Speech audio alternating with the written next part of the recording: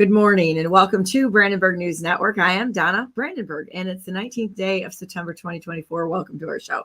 So we got a good lineup today, guys. We've got bringing the truth on every level and also supporting the rightful president of the United States, President Donald J. Trump. My first guest is the legendary, the talented Mark Mackay, and he's going to be on talking about ranchers for Trump. After that, it'll be Chris Steele, the big deal, talking about, we're going to talk about the analysis of the assassination attempts and also the connections that we're finding to BlackRock. I'm telling you what, this whole economic corporate nonsense is funding and behind so much of it. It's unbelievable. And when you see the connections, you have your mind blown away.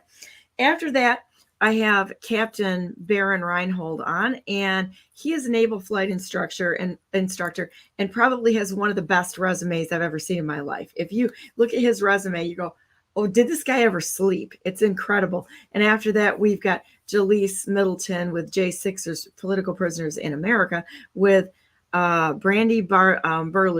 And she had some problems since she was on our show. She got her tires slashed, her car keyed, and her accounts frozen. And we're going to talk about this because this is serious. I mean, anybody that steps up to do the right thing is probably going to get a little pushback, but it doesn't mean we stop. It means we throw it in their faces and we refuse to be silent and bring it forward so that everybody can see what these people are capable of. It's despicable. Anyhow, bring it on, Mark. How you doing, Mark? Hey, Donna, how's it going? It's good to see you always.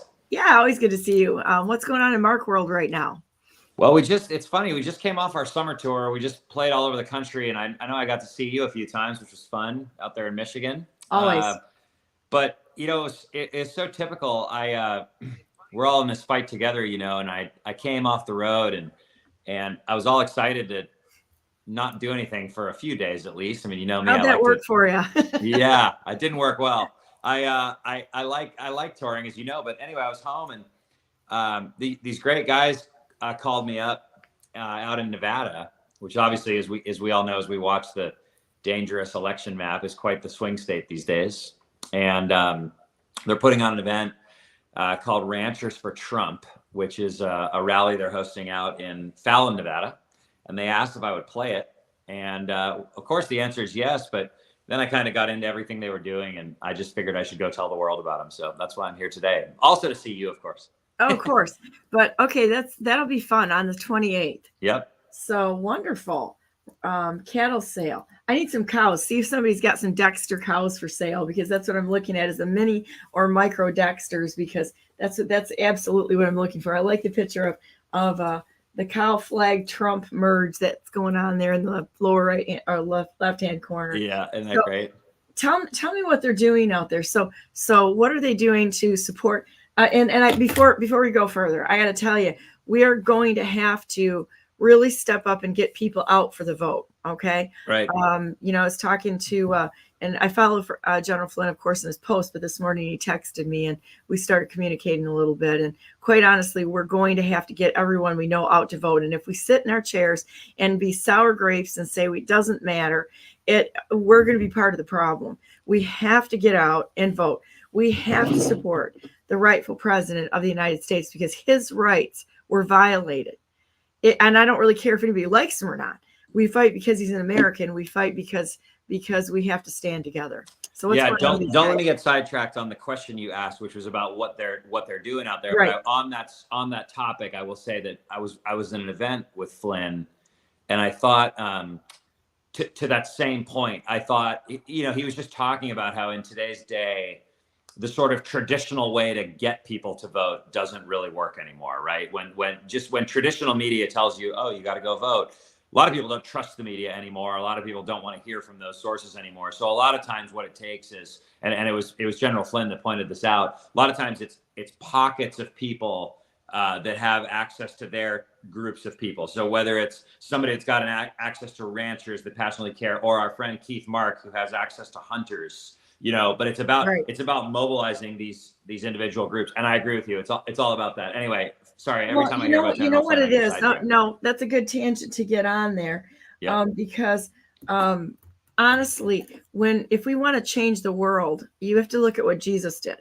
And Jesus went to where people were. He Right. didn't sit there. It was the Pharisees that had him come to their churches and such. He went to where people were. And I really maintain that you earn the right to talk to people, right? We don't get to push things in people's faces. And the only way you do that is by being a friend to people and caring about them. People are hurting so badly right now that the relationships in our lives are of utmost importance. And when you look at what they did during COVID, they tried to cut those relationships off and peel us off from the flock. Okay. And so people were isolated. They had to wear masks. They couldn't go places. And that's what we really need to defy, is this division, this absolute division between what we're seeing with people, and reach out to others, reach out to those groups and pull them into your personal fold of caring and relationships. I totally agree with you. I think that's actually a good segue, because that was one of the things that I loved about this event that they're doing out in Nevada. I'm very close to Nevada, because I don't know if anyone knows this about me, but before I was a musician, when I set out of high school, I went to college for journalism. I wanted to be a news reporter. I wanted to be just like you, having my own news show, Donna. But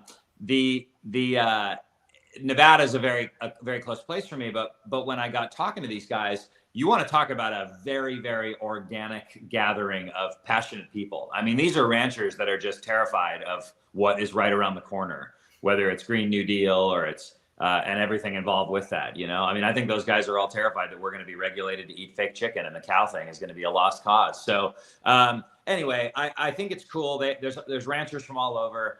It's a cattle auction. The proceeds are all getting donated to President Trump's campaign. But I just, when you hear the spirit of Jack is the guy who's Nevada livestock marketing and putting it on, and he's a rancher out there. And then my friend Ian at Trottier, he's kind of in charge of a lot of stuff too. But both of those guys they're just good people fighting for the good cause. So anyway, to bring it back to your original question, I thought I was going to be home for a while. I'm not. I'm going right back on the road to go fight the good fight. We're savage patriots. Yeah, we can't totally. stop. We can't be stopped. We won't be stopped. Totally.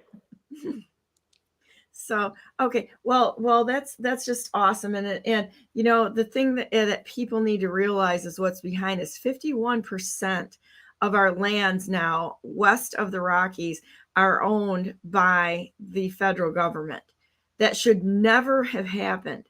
And it's unconstitutional, and it's an attack on our farmers. I had Ammon Bundy on Wednesday, Ammon, and we were talking about them taking lands and kicking the farmers off. Our food supply is going to be in jeopardy unless we stand with our ranchers and our farmers and such. It's of utmost importance. And look at what China's done to our lands. They are trying to buy it up. They are buying it up.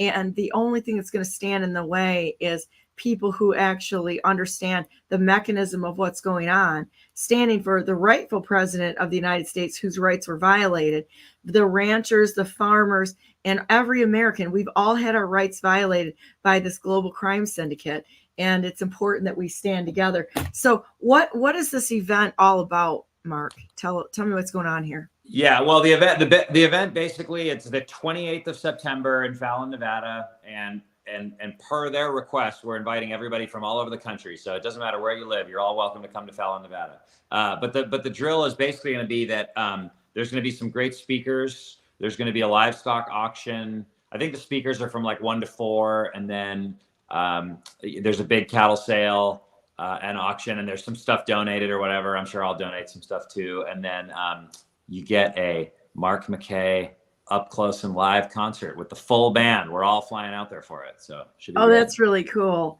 You've seen our band. You know what you get for a show. It's a wonderful show. And I'm going to be going down to Florida on that day. Otherwise I might just hop a plane and head out there, because I like cows. Cattle is cool, right? Yeah. And hanging out with people that like cattle is also cool, because they're usually very cool people. Totally. But your concert just alone is, I see. Okay, you're like my favorite, right? Guitarist, musician. I love you. You're so talented. And the reason why I love your music is because it's authentic, it's real, and it's raw talent.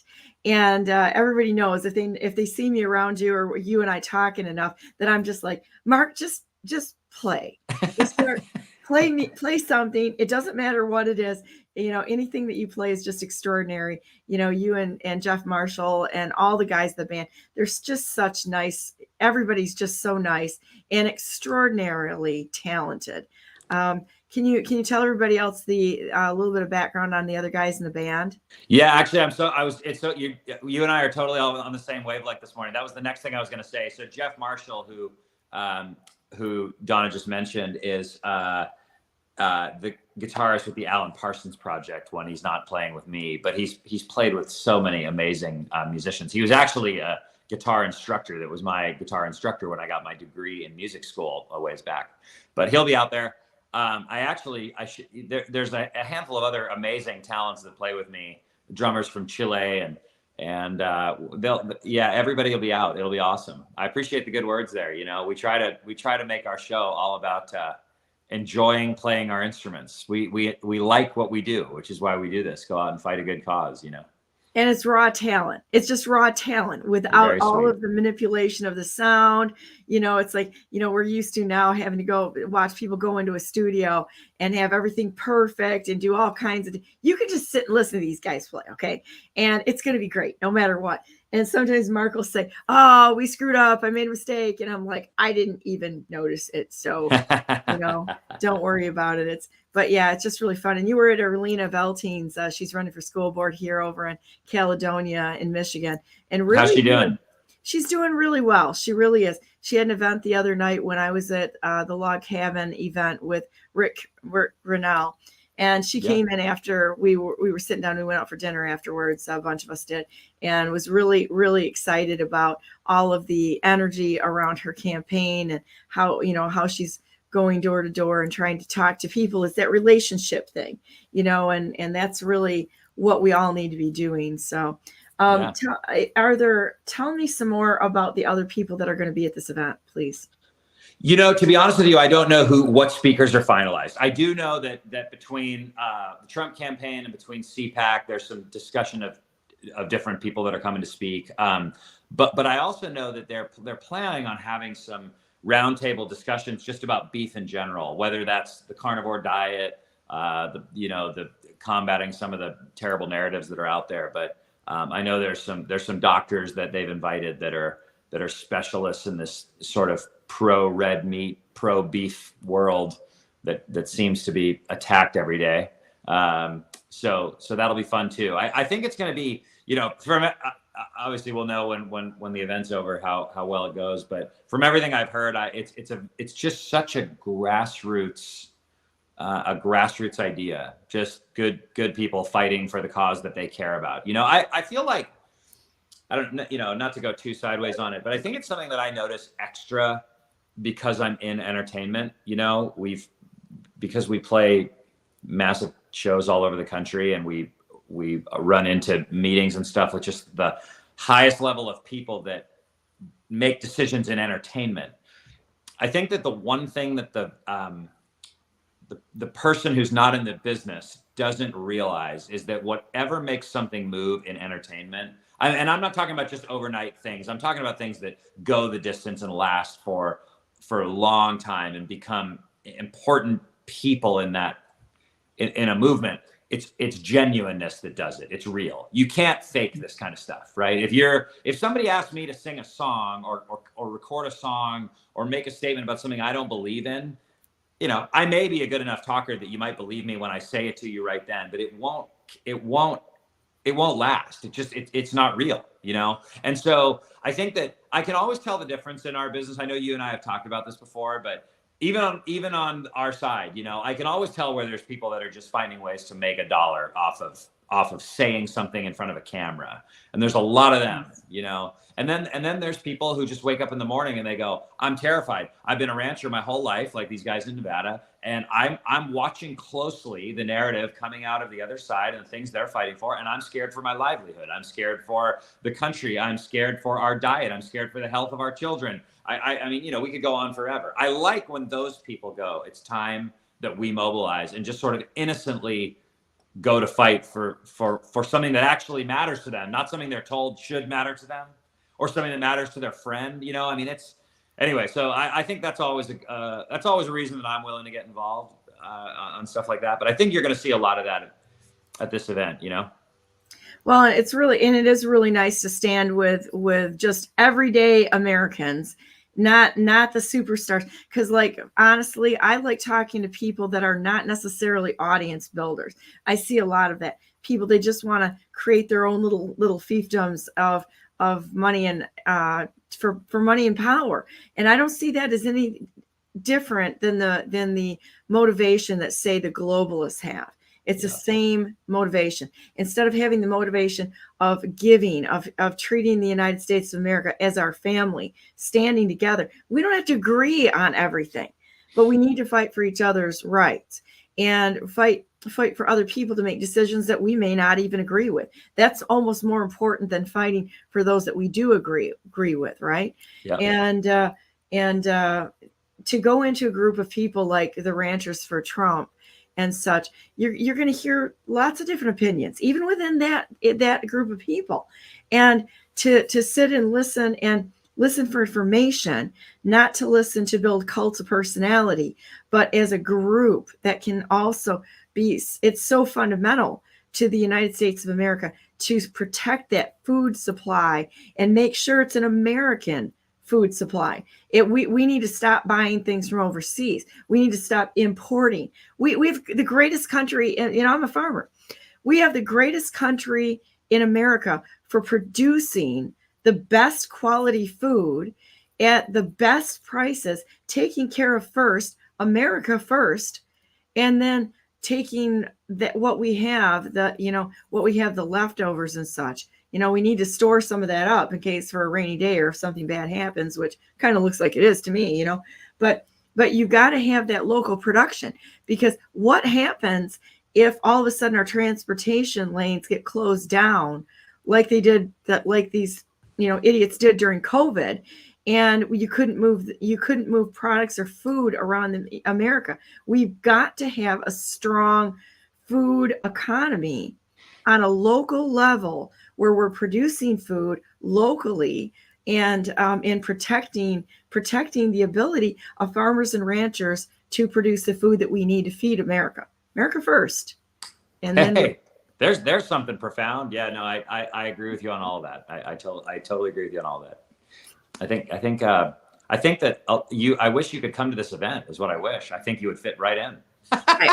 Well, I've got the cowboy boots for sure, and I'm not worried about too much about stepping in cow pies and such, because it just kind of comes with the territory. So and even that sort of thing, people get yucked out about that. That is what it takes to grow food. You have to have a little fertilizer in order to grow all sorts of food. So even when you look at the production and how our food production works, every part of it is significant. And it goes along with how God created this world to work. Yep. And it's just totally amazing. So I'm excited to hear about it. Can you do some taping there for me? I will. Yeah. I don't know if there's any live stream going on, but I know there'll be some content capturing. So no, for sure. I'll get you all kinds of stuff. It'll be great. Yeah. If you can do some mini interviews, you can be BNN. You can be BNN out in Nevada. That's all I ever wanted to do. Remember, I went to journalism school. I'll be a reporter for the day. Yeah, that sounds good. When you're not doing this, you could be doing this and throwing it up on BNN so that everybody can see. The more decentralization we have with our food supply, getting it out of the hands of all these globalist organizations, it has to happen. We've got to get this out of people's hands and have it in a decentralized. Because what happens if one part of the system goes down in one area? What happens if somebody has trouble? What happens if they're attacked in somewhere? The other farmers around them will step forward and help them or fill the gap in. If this nonsense was, say, I don't know, BlackRock and some of the other people that have been buying up our farmland happens, they can shut us right off. And honestly, that's kind of, if you go back to what happened in Promontory with the Transcontinental Railroad, that's exactly what was going on there. It was about the genocide of a people. They didn't have to kill millions and millions of bison, the American bison out there. If you've seen it, it's like one little track through millions of acres out there. And what did they do? They exterminated the bison in order to exterminate the food supply of the people. This has been repeated over and over again. We need to learn from history and say, this is, we've already been down this path. We can't do this again, and stand together. So I'd like to know what I can do to help these people in Ranchers for Trump. Yeah, I mean, well, I'll ask that question for you. I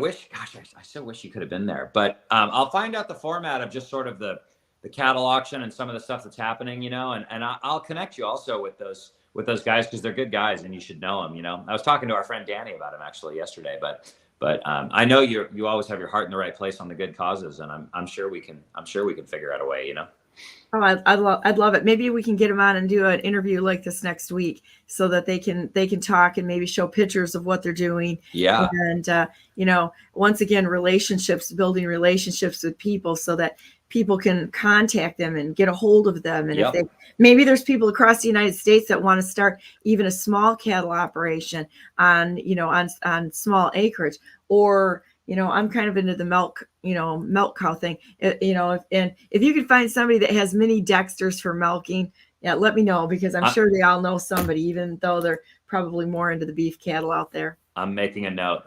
They're adorable. Yeah, totally. So wonderful. Well, continue on this thing. Do you have a guitar with you right now today? They're all up in my studio, and a lot of them are getting fixed. Gosh, what's crazy is that we were on the road at this, we did this whole run through, I forget where we were, Colorado and Wyoming and Montana or something, and I came back and a ton of my guitars had been totally, I don't want to call them destroyed because they're all fixable, but just smashed. I think one of the airlines we've opened them up, and some of them were just hanging in pieces. So we got all kinds of reconstruction going on. Did they get it? Do you think they got into the case?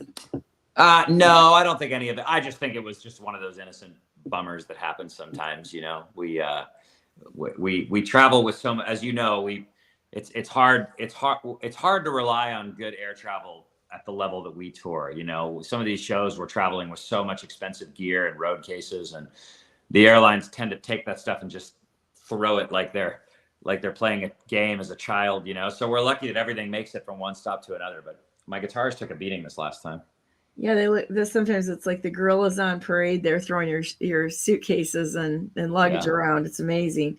So, yeah. Wow. Well, anything else that you want to tell everybody about? I'm trying to get Chris Deal on here. He's supposed to be on next, and so we'll see if we can get Chris on here. Yeah. To talk about this. Anything else I want to tell you? Well, we just got announced with we're doing some shows with Steve Miller Band, and so we'll be out in the middle of the country touring with them.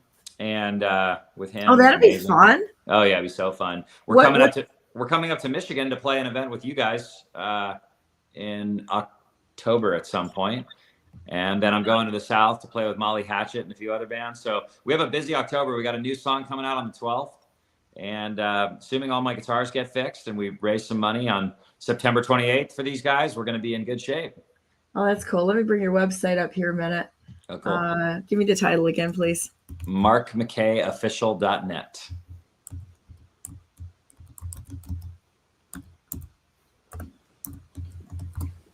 All right. And here we go. Let's see it. Takes me a minute here. It's real news for real people by real people at the kitchen table. You get what you get, guys. I look stuff up as we're online. This is as real as it gets. Nobody can ever say that we do editing, because we don't. That's funny. Yeah. So let's see. Where is it? We scroll down a bit. There you go. There's our old summer tour. That was great.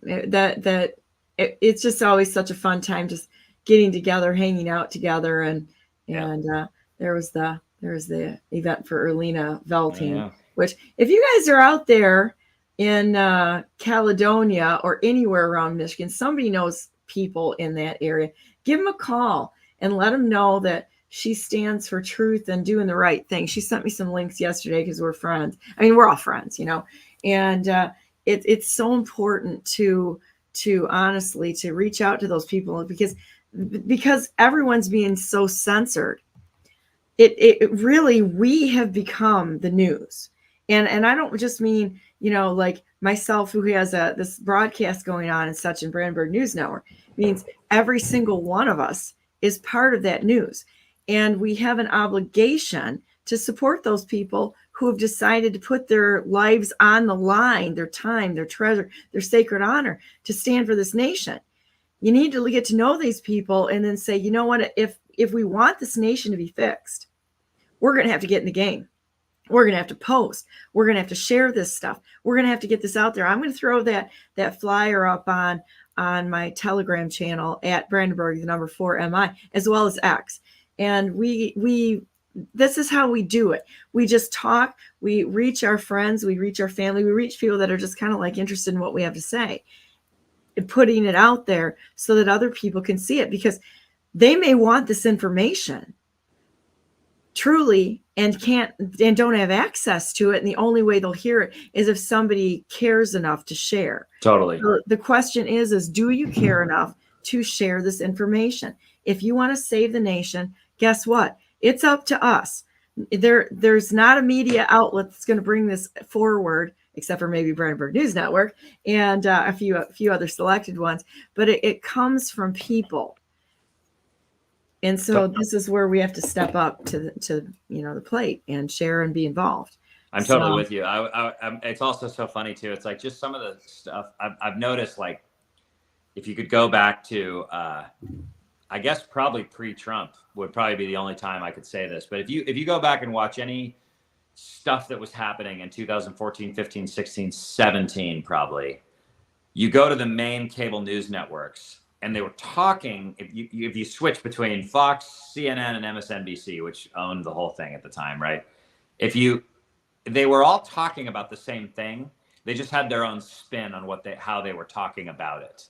Now you go to the folks that we pay attention to, or some people that watch Fox or CNN or whatever makes you happy, but we're all talking about completely different things now. One of the things I was just thinking as you were talking about, here you and I are talking about ranchers and farmers and beef and Green New Deal, and a lot of things that we're talking about. There's just like people in the world that are getting totally fed nonsense about everything else, that are talking about something totally different and think that, you know what I mean? And we've become this place where it's so about all of us sort of going out and using our reputation, our word, what we stand for, to be able to, spread the word for a dumber thing to say. It's just that, you know what I mean? It's the only way that anything moves anymore. We become the news. We become the fact checkers. Exactly. It's like, Snopes has gone way off in the weird weeds somewhere, and it's like Fox, CNN, all of them. I don't trust personally any of them. None of them. I don't trust even one source out there. I won't go to it and go, oh yes, I'm believing this hook, line, and sinker. Not a chance. I'll look at things for information. And then if something really gets my attention, it's like, I should probably know more about this.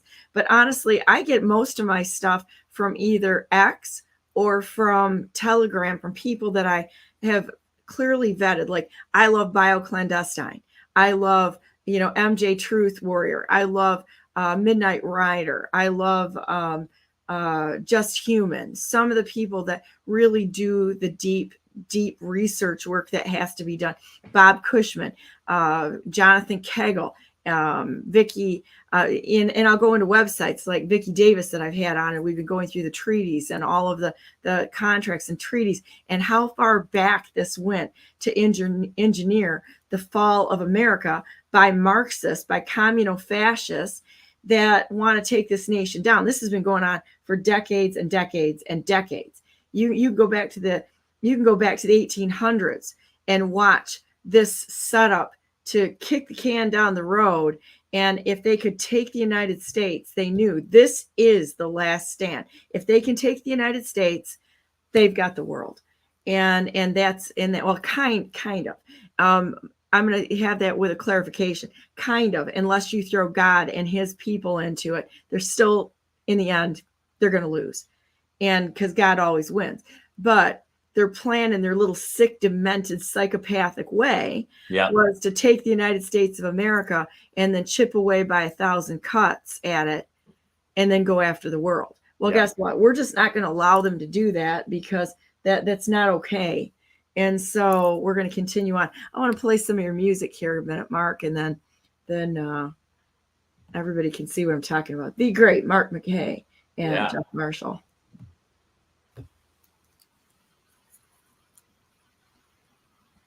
Oh, watch YouTube put the halt on this. YouTube is just YouTube's horrible. It'll play. Are you sure? It's almost loaded. You think?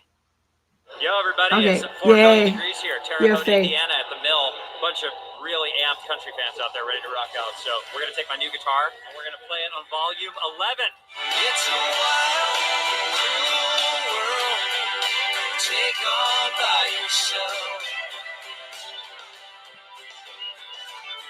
Time will tell if the edges rust.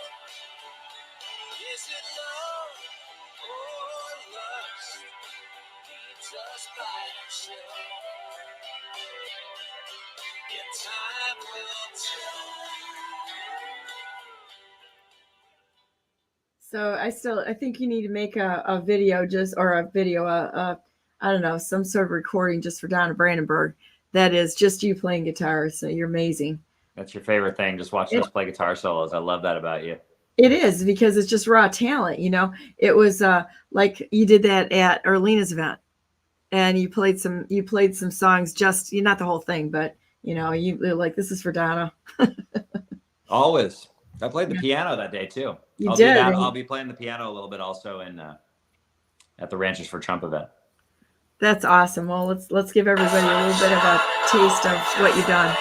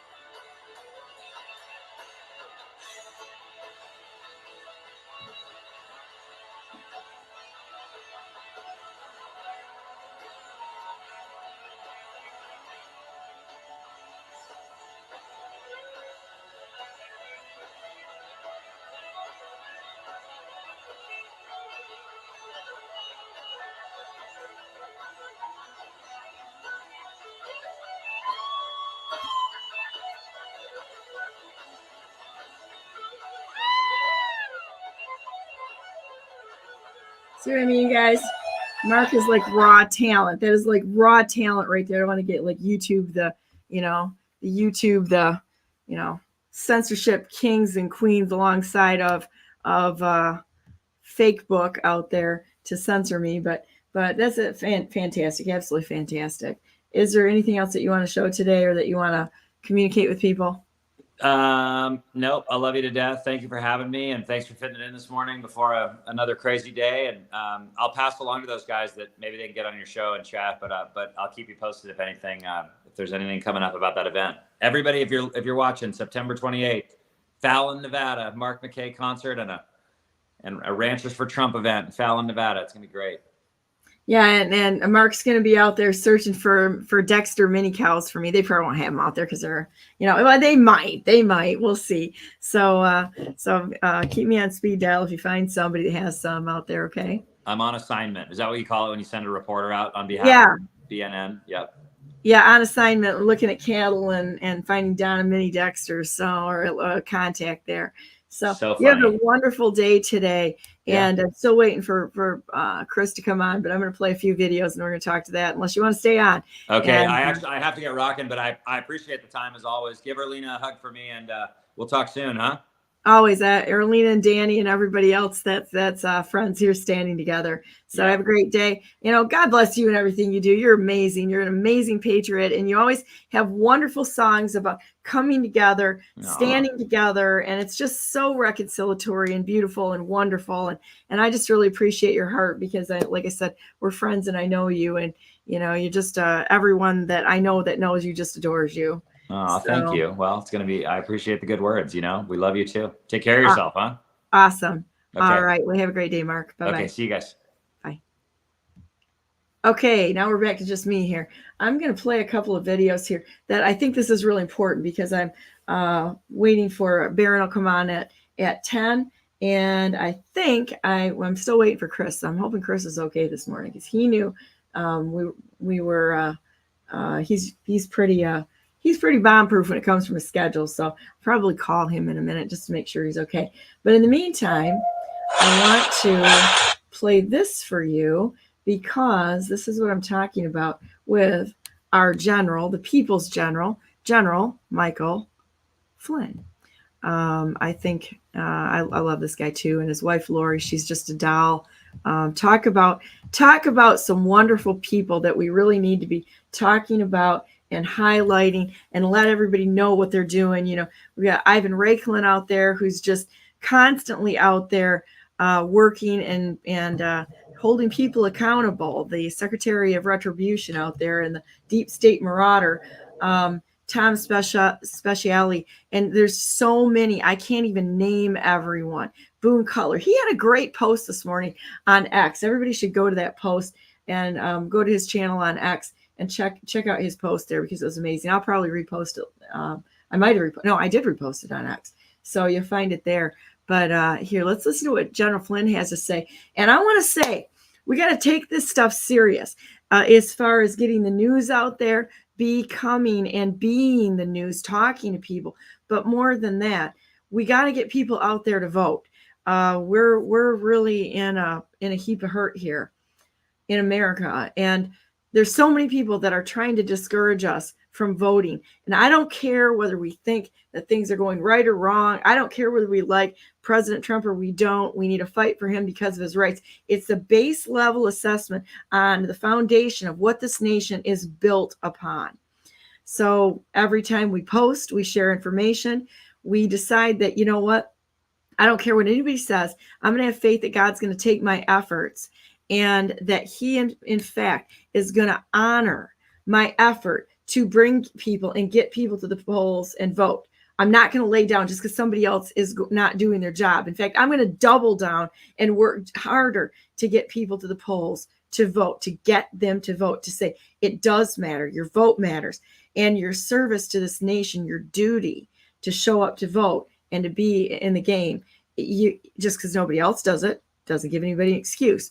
So I'm going to play this video a minute for us to enjoy words from the people's general, General Michael Flynn.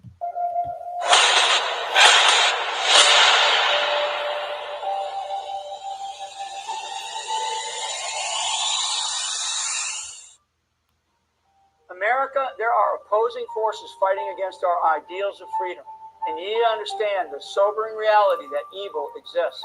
This fight is not Democrats versus Republicans. It's about good versus evil. And the time has come for every single American patriot to now rise to the occasion at this moment and get involved. In the DNA of every American is something called freedom. And the enemy that we face cannot extinguish that flame of freedom that burns inside every single one of us. In fact, the greater the heat, the stronger that flame burns. So we must continue to fight, not because we hate our enemies, but because we love our country. That's why we fight. And the most important right is our right to vote. So to make America great again, we need to make America vote again. I'm General Mike Flynn, and during this historically consequential presidential election, we must exercise our right to vote. President Lincoln said, elections belong to the people. The most important right we need to exercise right now is our right to vote. It is the power that we hold over a corrupt government. And this time around, for these elections, every American will be far more alert to those attempting to undermine our elections. So get involved, pay attention, let's protect our vote. As John F. Kennedy once said, the ignorance of one voter in a democracy impairs the security of all. So let's make America great again by making America vote again. This is local action at its finest. Get out and exercise your right to vote.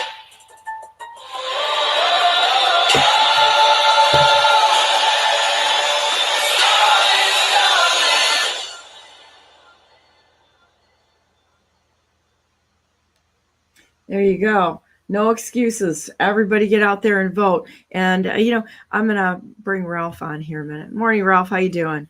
Good morning. Doing pretty good. How about you? Doing wonderful. Thanks for jumping on here this morning. You hear a lot of whining and sniping about how big the enemy is against us. But you know what? We've got a bigger God. He likes tough. He likes to come in when all odds are against us, because that's when his glory, his might gets shown, not ours. It's his fight. But with that, we can't just sit back and do nothing. And I'm quite honestly, I think I'm seeing so many people that have just decided that, you know what, they can throw everything they have at us, but we have a bigger God. And as long as we show up and we do what we're supposed to do, we will win, because God wins. He's going to help us through this. And I really do believe that, but that it's up to each and every one of us to jump in and do something. Go call people, remind them, your friends, your family, that, hey, it's voting day. Do you need help to get there? I'll pick you up, and let's go have coffee afterwards. Let's go have a voting party and bring everybody we know. And then we're going to go out for lunch afterwards or dinner. And we're going to celebrate the fact that we did what we're supposed to do. You can't tell me that we're upset about our elected officials abdicating their responsibilities and walking away from what they do. And then for us to sit back and do the same thing by not getting in the game. We've got to get in the game, and we've got to make this thing count and act like we're the third monkey trying to get on the ark. Well, I think too, something else that gets missed a lot is people go into the voting booth not having researched any of the candidates. They go by what they're told by somebody else as far as who's a good candidate and who's not. And you really need to do your own research on that and look up not just their platform and what they publicly say that they're about, but go look up their voting record if they've been in office, in any kind of office, even if it's a different office than what they're running for, because a lot of times that will reveal far more about their character than what they say, because they all lie a lot, pretty much, and so if you look up their actual voting record, you can get the a little bit better idea of the truth about a person. That's assuming they're an incumbent. And I'm kind of the opinion of vote them all out, all of them. Because every single one of them at this point in time should be tried for treason on many, many counts. It's like you'll listen to people talk and they've got a great song and dance. But when you start looking into the connections and what a lot of these people have done, even with what I'm going through with Vicki Davis and all of the treaties and all that sort of thing that took this nation down, who is behind the majority of them? And where does it go to? I would allege that it was the Bushes, the Bushes, and you can continue on. It's not just Democrats. It's not just one party, because they're working together. You don't know who you're talking to when you look at the labels. You've got to figure out who these people really are and what they are willing to do. What are they willing to do? And if they decide to jump off what their promises are, what are we going to do to hold them accountable? What's your personal plan to hold them accountable? Mine is, I'm going to sue them. And I'm going to continue to sue these people until we get better behavior and strict compliance to the integrity and honesty of the way the government should be run. Well, and I've brought this up before, but it's a pretty obvious example in my mind is when you had Obama versus Romney. Neither Romney was not an incumbent for the office that he was running for, but he was in office prior to that in other positions. And if you looked at the voting records of Romney and Obama, they matched up almost perfectly. Almost every single vote, they both voted for the exact same things and against the exact same things. So if you want evidence of it being basically both wings of the same bird against us, you need to look no further than that one election because it was so obvious. Well, look at Romney. He was involved in Burisma oil in Ukraine. They're all tied into this stuff, and it's a concern. And I'm really concerned about Obama's ties to the Dutch banking families. That's going to becoming more important, I believe, because when we look at like Epstein Island and all that nonsense going down in the Caribbean with let's see the Virgin Islands down there in that whole area, they actually have Republican votes down there, unassigned Republican votes, and that's honestly they're pretty much for sale from what I can tell, and they're rigging who is getting on the Republican tickets through some of these other means that we don't normally think are happening. But the islands off the Netherlands, I think we should be looking into this a little bit more, because I found an article about Obama's ties to those islands off of the Netherlands, which is real close to Brussels, which is real close to the center of the International Monetary Fund and all that nonsense that's going on there, and a couple of castles that have got an absolutely dark history, the Castle of the Dark Mother and that sort of thing, and the things that have gone on in these places. But you don't find that stuff out until you start really looking into not just what the headlines say, and all the headlines are fake. They're all manipulation, every single one of them. The only thing that you can count on is when you get the receipts and you look behind it. And you look how much of the especially Europe's shipping traffic goes through the ports in the Netherlands, and how much nonsense is going on with these containers, and it raises a lot of questions. Huge amount of questions for me. I'm going to see if I can find that one article. I've got it saved off because I try to save everything, because we were told save everything offline, guys. And are we doing that? I hope so. Archive offline. Let me see. I'm going to say. And don't just count on the Internet Archive to do it for you, because that's still online. Let's talk about Kiwix.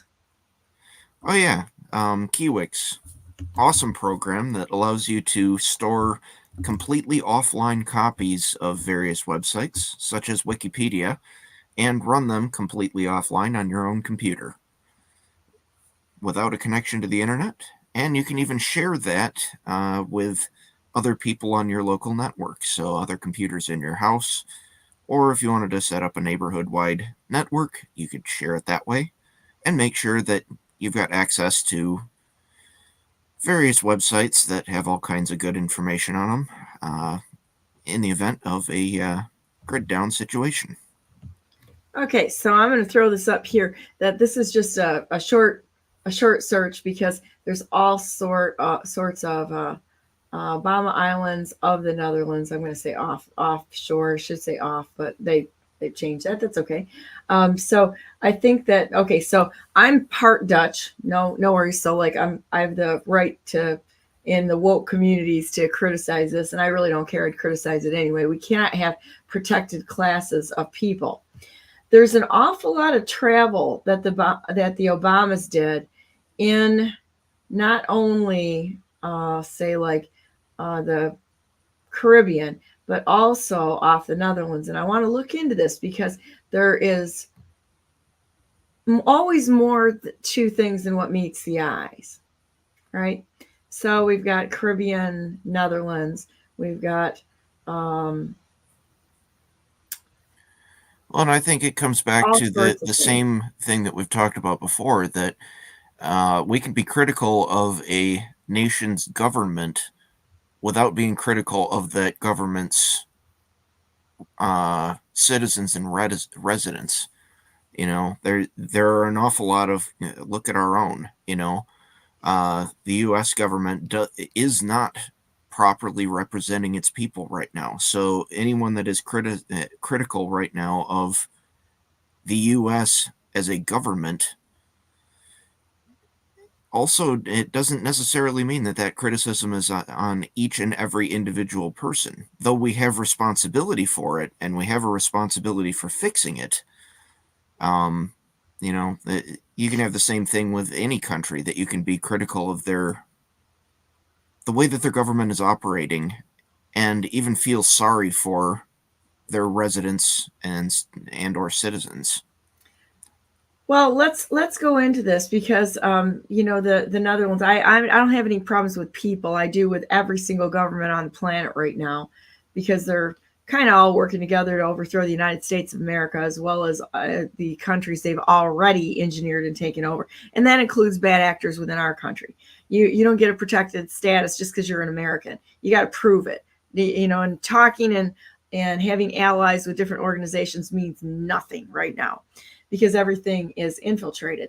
So when you start looking, it might take me a minute to find all this, but the Dutch East Indies company, also known as the Netherlands East Indies, we can start looking at the commercial interests and how this actually kind of ties back to the Netherlands, the shipping lanes, and that sort of thing. And I think that we found a container when the big shipping container ship got stuck in the Suez Canal. We found a container that was kind of like underwater outside of the Netherlands, and it had a dental chair and some other things that all of us that follow the human trafficking, especially trafficking with children, that we kind of had a good idea what was going on there. Okay, can make some assumptions and such. So when you start looking at the connections, though, I'm going to throw this offline a minute so I can search around a little bit and look for the connections. I'm going to do the Obama White House Netherlands. Let me see if I can find that a minute. And talk amongst yourself, which is you. Yeah, well, like we talk about the problems of China too, and once again, it's a problem of not the people. It's not a problem with the people of China. I actually feel quite sorry for a lot of the people of China that are under that kind of tyranny. But the government itself has an awful lot of issues, and the same can be said of pretty much every country out there. So don't be afraid of being critical of a country.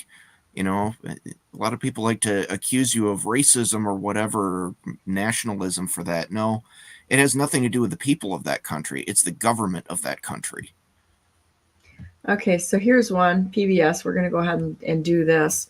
And he's got his normal Obama, stick your nose up in the air because I'm better than all of you people. Pose, does it every time. So makes a grand welcome to Holland as leader, seek to revamp the relationship. Barack Obama, you've got lots of stuff going on there that was in 2014. So there was some stuff that was really going on there. I should probably do a thread about this because there's some concerns, and it's not just Epstein Island that happened. There's also the Dutch connection there, and also the connection to the East India Trading Company, which is the Dutch, right? Yeah, you had the Dutch East India Trading Company, and then I think there was also the British East India Trading Company. But the Dutch East India Trading Company really was basically the shadow government of a lot of countries for a very long time. And why is that, Ralph? It's because of the proximity and the control of the banking system. So, like, I think that we're really, we listen to, Schwab, who, they put these little I don't know, puppet proxies out there. And I'm not sure that they're the top of the food chain of evil, quite honestly, because the big three that everybody's talking about is Schwab, Gates, and Soros, right? And they've done a lot of damage. I'll give you that. But so have all of our politicians. And there's different layers to all of this. There's all kinds of layers involved. So when you start looking at that, you've got to look at the processes and such in the banking industry and where all of those choices are really being made. And I would allege that it's probably closer to Brussels and the Netherlands, quite honestly. So now we gotta start looking at that and all the connections of all the D's, the Vans, the Vanders, all of the Dutch names generally have a prefix to them, which is common. So like De Vos. De Vos is D is the, Vos is Fox in the name De Vos. That's what that stands for. So when you can actually translate last names. Hence Fox Motors. Fox Motors. That's exactly what the De Vosses have done, is that you'll have Fox involved in a lot of the stuff that they do out there. There's a lot of Vanderwood. Say if you had saw the last name Vanderwood, it would be from the woods. They probably were loggers or somebody lived in a forest, but it had something more to do with, say, their profession or what they did for a living than just a random name, right?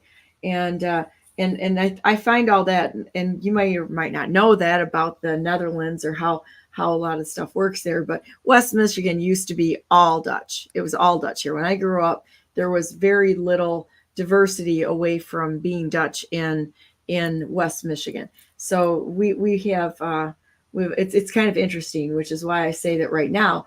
Also, I've made the statement that West Michigan, it appears to me to be kind of like the head of the snake, and all the billionaires on the planet have got houses in Michigan somewhere. There's always connections here to Michigan, and I think the reason is that we've got the shipping lanes here that can get into the interior of the United States for shipping into and out of the United States, and pretty much it's they're not seen. And we also have all the islands around here. And I would argue, too, that this is not a new problem. You look at pretty much anybody that has controlled the shipping lanes of any of the trade routes throughout history, and there have always been bad actors in every one of those shipping lanes. You know, you read through the Old Testament, and long after the nation of Canaan was effectively disempowered and or dissolved, it talks about the Canaanites. Well, that a lot of times meant not actually people from Canaan, but they were the globalists, the traders who were coordinating all the shipping and trade between the different countries, and there was a ton of corruption there. So this is not a new problem. Yeah. So I'm kind of looking up the Obamas, some of the stuff that we've got posted. I'm not finding the article that I had pulled out, but I really want to see what in the world. It's amazing how stuff gets hidden when you actually try and go find it rather than. Check this out. Now, I've never seen this portrait right here, but this is kind of interesting. And she's got the Melania Tiffany blue on, which is interesting to me. I'll have to look into that because the unveil the official White House portraits. What in the world? Interesting.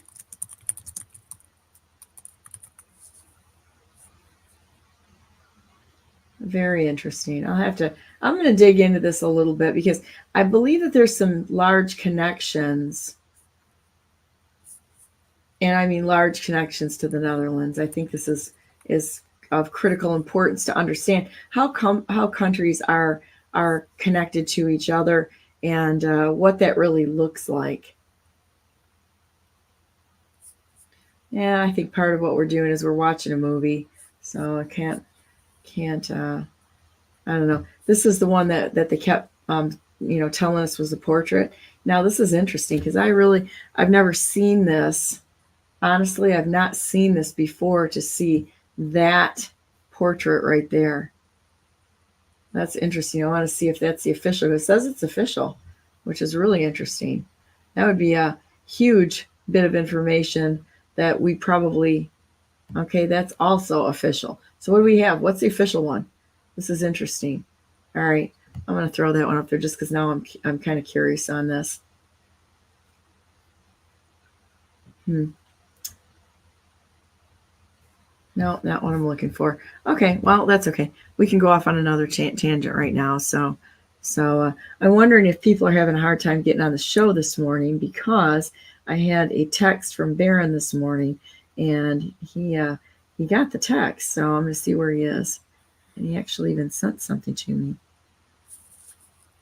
So, IT related thing I figured we probably ought to talk about at some point in time, if you're interested, and that would be how the security certificate system works for websites, where you get the little SSL lock indicator. You want to talk about that? Sure. Any direction you want to go. Okay. Well, yeah, just keep talking a minute, and I will be right. Okay. Yeah, so I see a lot of people that see that little lock up next to the address bar in their browsers, and they think that that means that everything is all secure and it's all locked down, and everything you send over that is going to be encrypted and all of that kind of stuff. And to a certain extent, that's kind of true, but it's not the whole truth, because the way that that whole certificate system runs, basically you've got it does mean that your connection between you and somewhere else on the internet is encrypted. That's about all you can tell from that, because the way that those certificates are issued, there are centralized certificate authorities that issue those certificates. And for every website that you go to, you can trace that back to which certificate authority it came from. And we kind of touched on that, I don't know, a while back with the X1 certificates and Let's Encrypt and all of that kind of stuff. But the problems with the certificate system actually go a little deeper than that, because those certificate authorities are the ones that issue the certificates. All certificates have to be issued under a certificate authority, generally. For your computer to trust them, your computer has to trust that certificate authority. And so if you go into your computer, and these are, if you're using Windows, that list of certificate authorities that is to be trusted is distributed by Microsoft. If you're on Linux, that's going to be distributed by your particular distribution. If you're on Mac, it's going to be distributed by Apple, which means you're trusting somebody else to tell you what's trustworthy. And there have already been issues where, like, for example, a while back, one of those certificate authorities that everybody's computer trusted was run by the Chinese government, the CCP. And any certificate authority that's trusted by your computer can issue a certificate for any website. So that means that any of those certificate authorities can set up a server that your computer could talk to, and you would never know the difference between that and the original site, which means they can do something called a man-in-the-middle attack, where they put a server in between you and the website that you're trying to go to relay that information, but also capture that information and potentially alter it. And a lot of those, I would say a majority of those certificate authorities are, I'm going to say probably a majority of them, a significant number of those certificate authorities are under the influence of the United States government, and many of them would easily cave to a national security letter without even questioning it. So when you see that lock, it kind of means that it's better than having no lock, but it doesn't really mean that much anymore. I would allege that there's actually really no security online. Yeah, that's pretty much true. Anything digital can get hacked, which is why I stand behind we have to be doing paper ballots, hand count, precinct level reporting instead of doing anything with an electronic or digital voting machines or systems. That's really screwing us up. Well, I appreciate you bringing this all up. Okay, next guest, Baron Reinhold is here, and we will get into this more. Maybe we'll get into this more tomorrow on Off the Grid while we're talking about some of the security, because I'm sure that everybody wants to be secure. And they're constantly offering us security, the Patriot Act. Here, we're gonna make you more secure with the Patriot Act. You know what? That Patriot Act, and anybody that signed it, it was an act of treason to sign that thing. And every single one of them that signed it betrayed the trust of the American people by promising security and absolutely capturing the United States of America under the surveillance state. And there needs to be swift retribution for what they did there, because it was a crime that we will never be able to walk away from, just like the stealing of the 2020 election and the most evidence of any crime committed in the history of the world. So let's talk about that some more tomorrow, Ralph, and let people know what they can do on an individual basis. Because once again, not only do we have to get people out to the vote and make this personal, the people that you know, we have to take the responsibility instead of giving the responsibility to the government to do anything for us, really.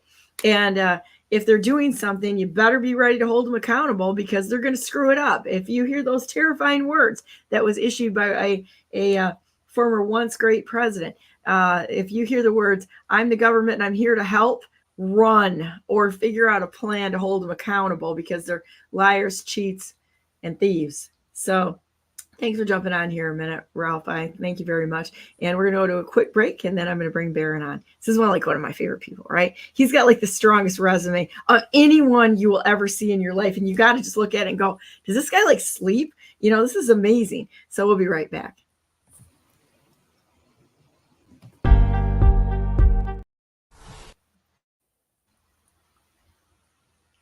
Driving.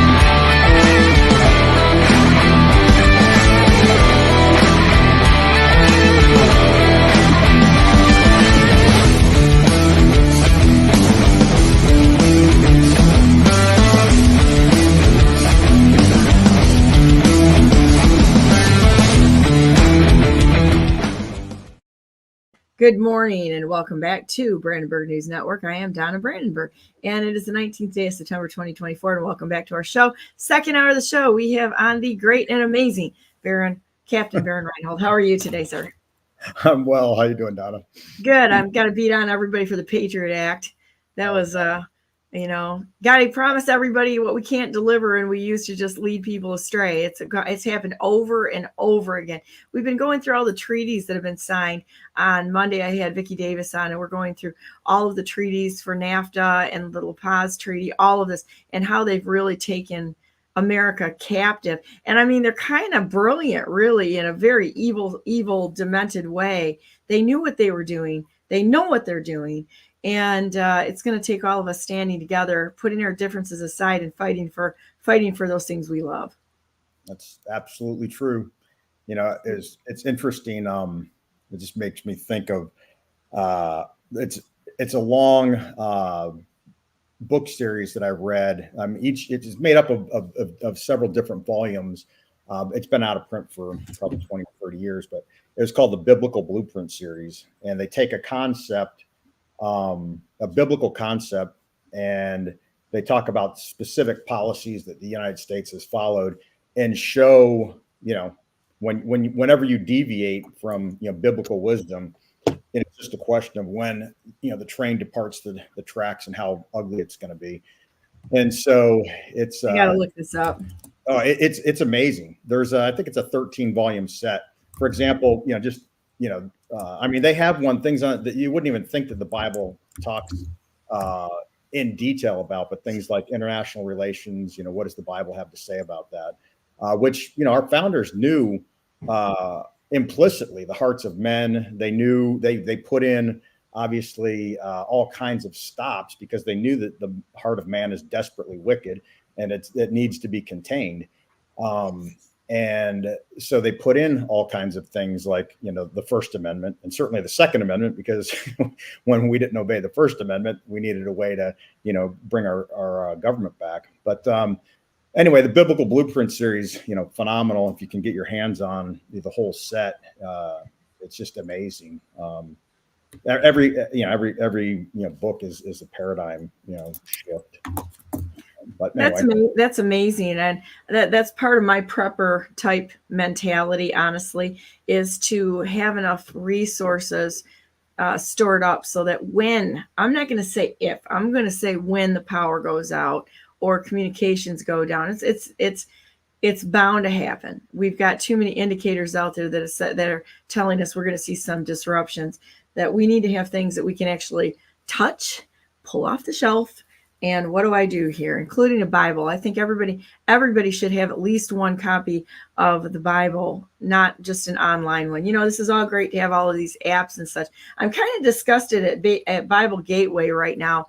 I don't know if you get on that one, but I have several of them. But they've turned it into an advertising powerhouse. You got to go there now, and you click on anything. You got to sit through their stupid ads for games and such. And I'm kind of like insulted by this because it used to be wide open. So I think I'm going to be trashing Bible Gateway as far as on my phone to following them is just another, because then once you see that, don't you wonder if they're changing the wording behind it? Once you see something that's an indication of, there's something not quite right here. Why did they have this radical change?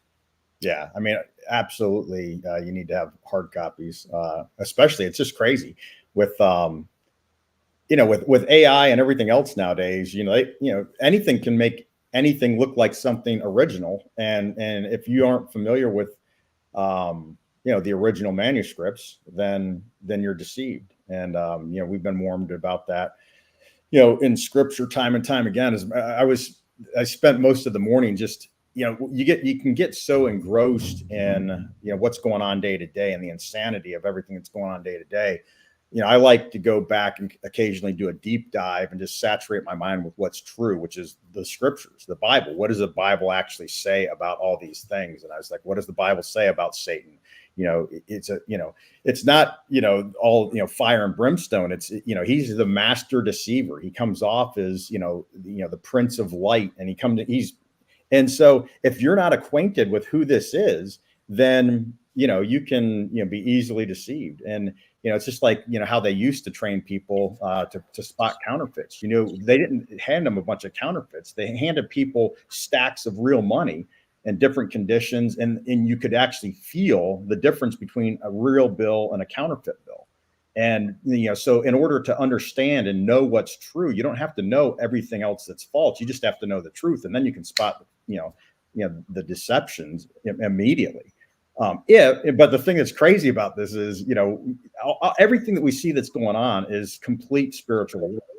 And in order to detect it, you have to be spiritually awakened. You have to understand that, the Bible says, if nothing else, that every person that's ever been born serves one of two masters. So you're either serving the God of the Bible, the sovereign God of the Bible, or you're serving Satan, period. There's no other two people that have ever been born. And so, if you're not aware of that, then when you are aware of that, it makes everything a lot more obvious of what's going on, because, in order to, see the spiritual nature of what's going on, you have to be, attuned to what's going on. I mean, 1 + 1 does not equal 2 to somebody who's, in the political realm that we're living in, to somebody who doesn't understand the Bible and the Word of God.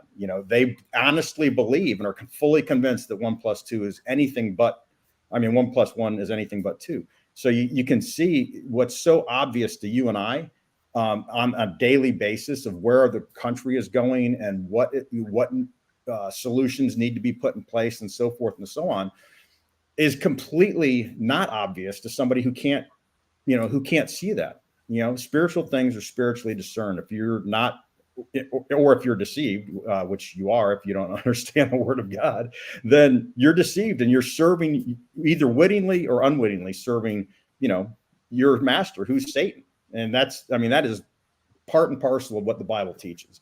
So, that's where we're at. I mean, we see, this insanity, which is every single day unfolding before our eyes, and half the country, well, can see it and half can't. And it's a sobering thing. But again, why I try to go back to, what and saturate my mind with scripture is, none of this is a surprise to God. I mean, I was rereading Romans 1 today, the second half of Romans 1, and it just talks about exactly what is going on, in our nation. And God has turned us over to our own depraved minds, and we're just and that's a scary thing. And it's scary that you see all of this insanity going on, and one political party, not that we can get into the Republicans. There's a lot of reasons why I think the Republicans are probably worse than the Democrats, because at least at least their policies are more consistent in who they serve. The Republicans say that they do one thing and then they do another. But anyway, I can get all kinds of we could go on for. I think everything's been infiltrated, and we have to look at things on their own merit, not just by headlines or what they tell us, because they're crafting the narrative. They're crafting it's marketing. It really shocks me how many resources go into messaging for the parties, the candidates and such. They don't just sit there and talk like normal people. I mean, they're sitting here talking about nothing, having a cup of coffee, that sort of thing, and getting out in the weeds once in a while. They don't do that. And when you look at the politicians, when they go to meetings, they run off the stage as quick as they can, because they've got their talking points. They stick to their talking points. They never get off of it. And if anybody asks them a question, they start choking. And it's pretty quick. Yeah. I mean, I sent you maybe last night or this morning, I listened to about a little over an hour with Richard Barris talking about Sean Parnell.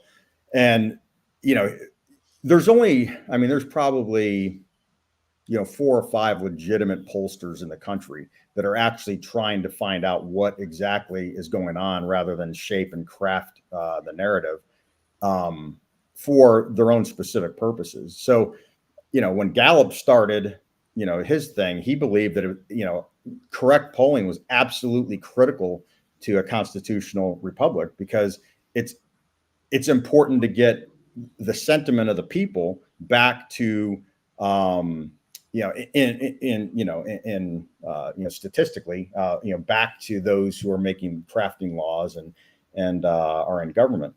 And so, once you corrupt, the polls, and you create the narrative and supposedly what, the people believe, then, and you ship that back to the cesspool, which is the swamp, then, the echo chamber just goes, just resonates. So most of the, the pollsters out there do that. They just feed into this, and they try to, and then the politicians use that as justifications for their actions. So it's an incestuous circle. But guys like Atlas and Barris and, probably 3 or 4 other ones are legitimate pollsters that actually report the facts. They might not always like what they see, but those are the ones to trust. And all this BS, I mean, you see it all the time. Oh, Harris is, neck and neck with president. I mean, it's just setting up the steal again. And you and I have talked about this many, many times. I don't believe, and I've said this, for years. I don't believe that Trump will survive to November. And if he does, I mean, it's going to be an epic landslide. Maybe not as bad as Carter Reagan, but pretty damn close. And it's going to be another steal, just like 2020. So anyway, I'm really concerned. I'm really concerned with all of it, and I'm real concerned with JD Vance because of his background. I really am, and I'm concerned about Kamala Harris. just because of her, she's making all these promises. Honey, you were in office. Don't tell me what you're going to do, because you had such an abysmal failure for what you didn't do. And I'm not going to believe a word of it, because if you didn't do it, you're not going to do it in the next round. You're just telling people what they want to hear, and that's it. I personally believe, I really do, that the polls on the election should be illegal, because what that's doing is it's giving people something to bet. People didn't need to like to bet on the winner. So even if the polls are correct, there may be things in there, and everybody should have an equal chance. And it looks to me like it's a way to rig the election, just in another way. I think it should be an illegal thing on the election. Now, opinions on issues and what the American population wants to see done. Now, I think that's a really good use of it, so that they can, as to your point, so that they can serve the American people. But the way it's done now is absolutely free for all. Yeah, well, we haven't had true journalism in this country, for God only knows how long. It's certainly since cable news came on, but well before that. I mean, the network news. I remember watching, the Reagan debates as a kid, and I'm just, all these people have these romanticized things. Oh, the Republicans and Democrats used to be so civil. That's a load of trash. I mean, they used to go after, Reagan, just as viscerally. They may not have, dove into guttural language like we do nowadays, but it was obvious that or slapping at meetings. Right. But people up here that like slapped people in Michigan, the Republican Party, in that, and well, sometimes crazy. I'm actually a believer, and we should bring back the duel. That's a whole nother topic. Would actually solve a lot of problems. Yeah, we probably have a lot more people on our side that are a little bit more adept at any type of a weapon of any type, quite honestly. But I don't know. It's kind of an interesting dynamic that we have right now. So is there anything specific that you want to talk about? Because I never talk to anybody before they get online, and then we just get on and we talk, because that's what we do here. It's authentic. Yeah. Is there anything that you really want to talk about? I mean, I could actually bring up Romans as you started that. I ditched Bible Gateway. And oh yeah, I mean, again, I try to get back, regularly, because what I was starting to say before is, God didn't roll over in bed, a few weeks ago and like, what the crap is going on down on earth? He's allowing stuff and causing stuff, to happen. And the reality is, I mean, again, you and I have talked about this before. I retired from the Navy in January 1st of 2020, and saw the abysmal direction that our country took a complete nosedive, after its first coup, which most countries do. And then, I find out, 15 minutes after I retire, that I can't go to church because somebody's got the flu. And I was like, okay, that breaks all kinds of amendments, and it breaks, it breaks the written word of God, to not neglect the meeting of the brethren. So, our church is in such a pathetically weak state that they, just caved and took money from the government to lock the doors and walk away. And, they were shut down for the majority, of a year. And, so it's no surprise to see where we are, because even the churches are feckless. Back in, people forget when they don't read the Old Testament. I mean, our prophets of old used to go up and stick their finger in the chest of the powers and the principalities of the day and say, you are an abomination to the living God, and you need to change. And that's how it rolled. And they did it with, the authority of Scripture and the authority of God behind them. And, as a matter of fact, you read about the prophets, and it's so, a lot of it's really funny. I mean, they sit there, and mock these people that, serve the other God, who's completely powerless when, in comparison to, the true God of the Bible.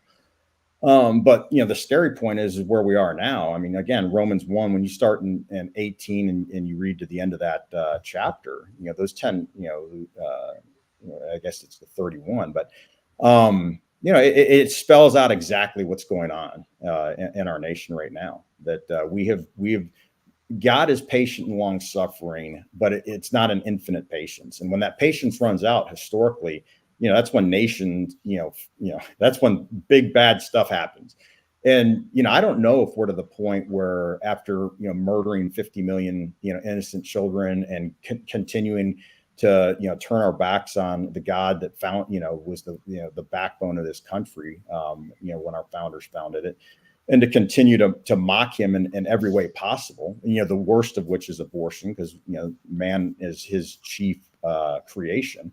And, Satan, has obviously convinced his followers that, it's fine to murder, babies all the way up through birth. So, when you do that, eventually God's wrath is going to be poured out on you one way or another. And, I'm praying that there's another revival and that there is a national repentance, and we turn back and once again, honor the God of our founding. And if we don't, and if God doesn't grant that in the hearts of men, then, I see us, going by the wayside of history. It's sad. I mean, the reason I ran for sheriff is not because I have a law enforcement background, is because I know, the word of God, and I know our Constitution. And if we don't get back to both of those, then we're in a bad way. I mean, we see it every single day. There is no law, that is higher than the Constitution other than the word of God. And we're blatantly transgressing the Constitution daily, and nobody even bats an eye. So if we're not a nation of laws, and we're not a nation that holds to, the authority of our highest law, then, what are we? Mm-hmm. Even We're paying taxes. I hate to say it, but we're funding our own demise right now through their illegal taxation, extortion, because that's exactly what they're doing. So let's read this just a minute. God's wrath against sinful humanity. The wrath of God is being revealed from heaven against all the godlessness and wickedness of people who suppress the truth by their wickedness. Since what may be known about God is plain to them, because God has made it plain to them. For since the creation of the world, God's invisible qualities, his eternal power, his divine nature, have been clearly seen, being understood from what has been made, so that people are without excuse.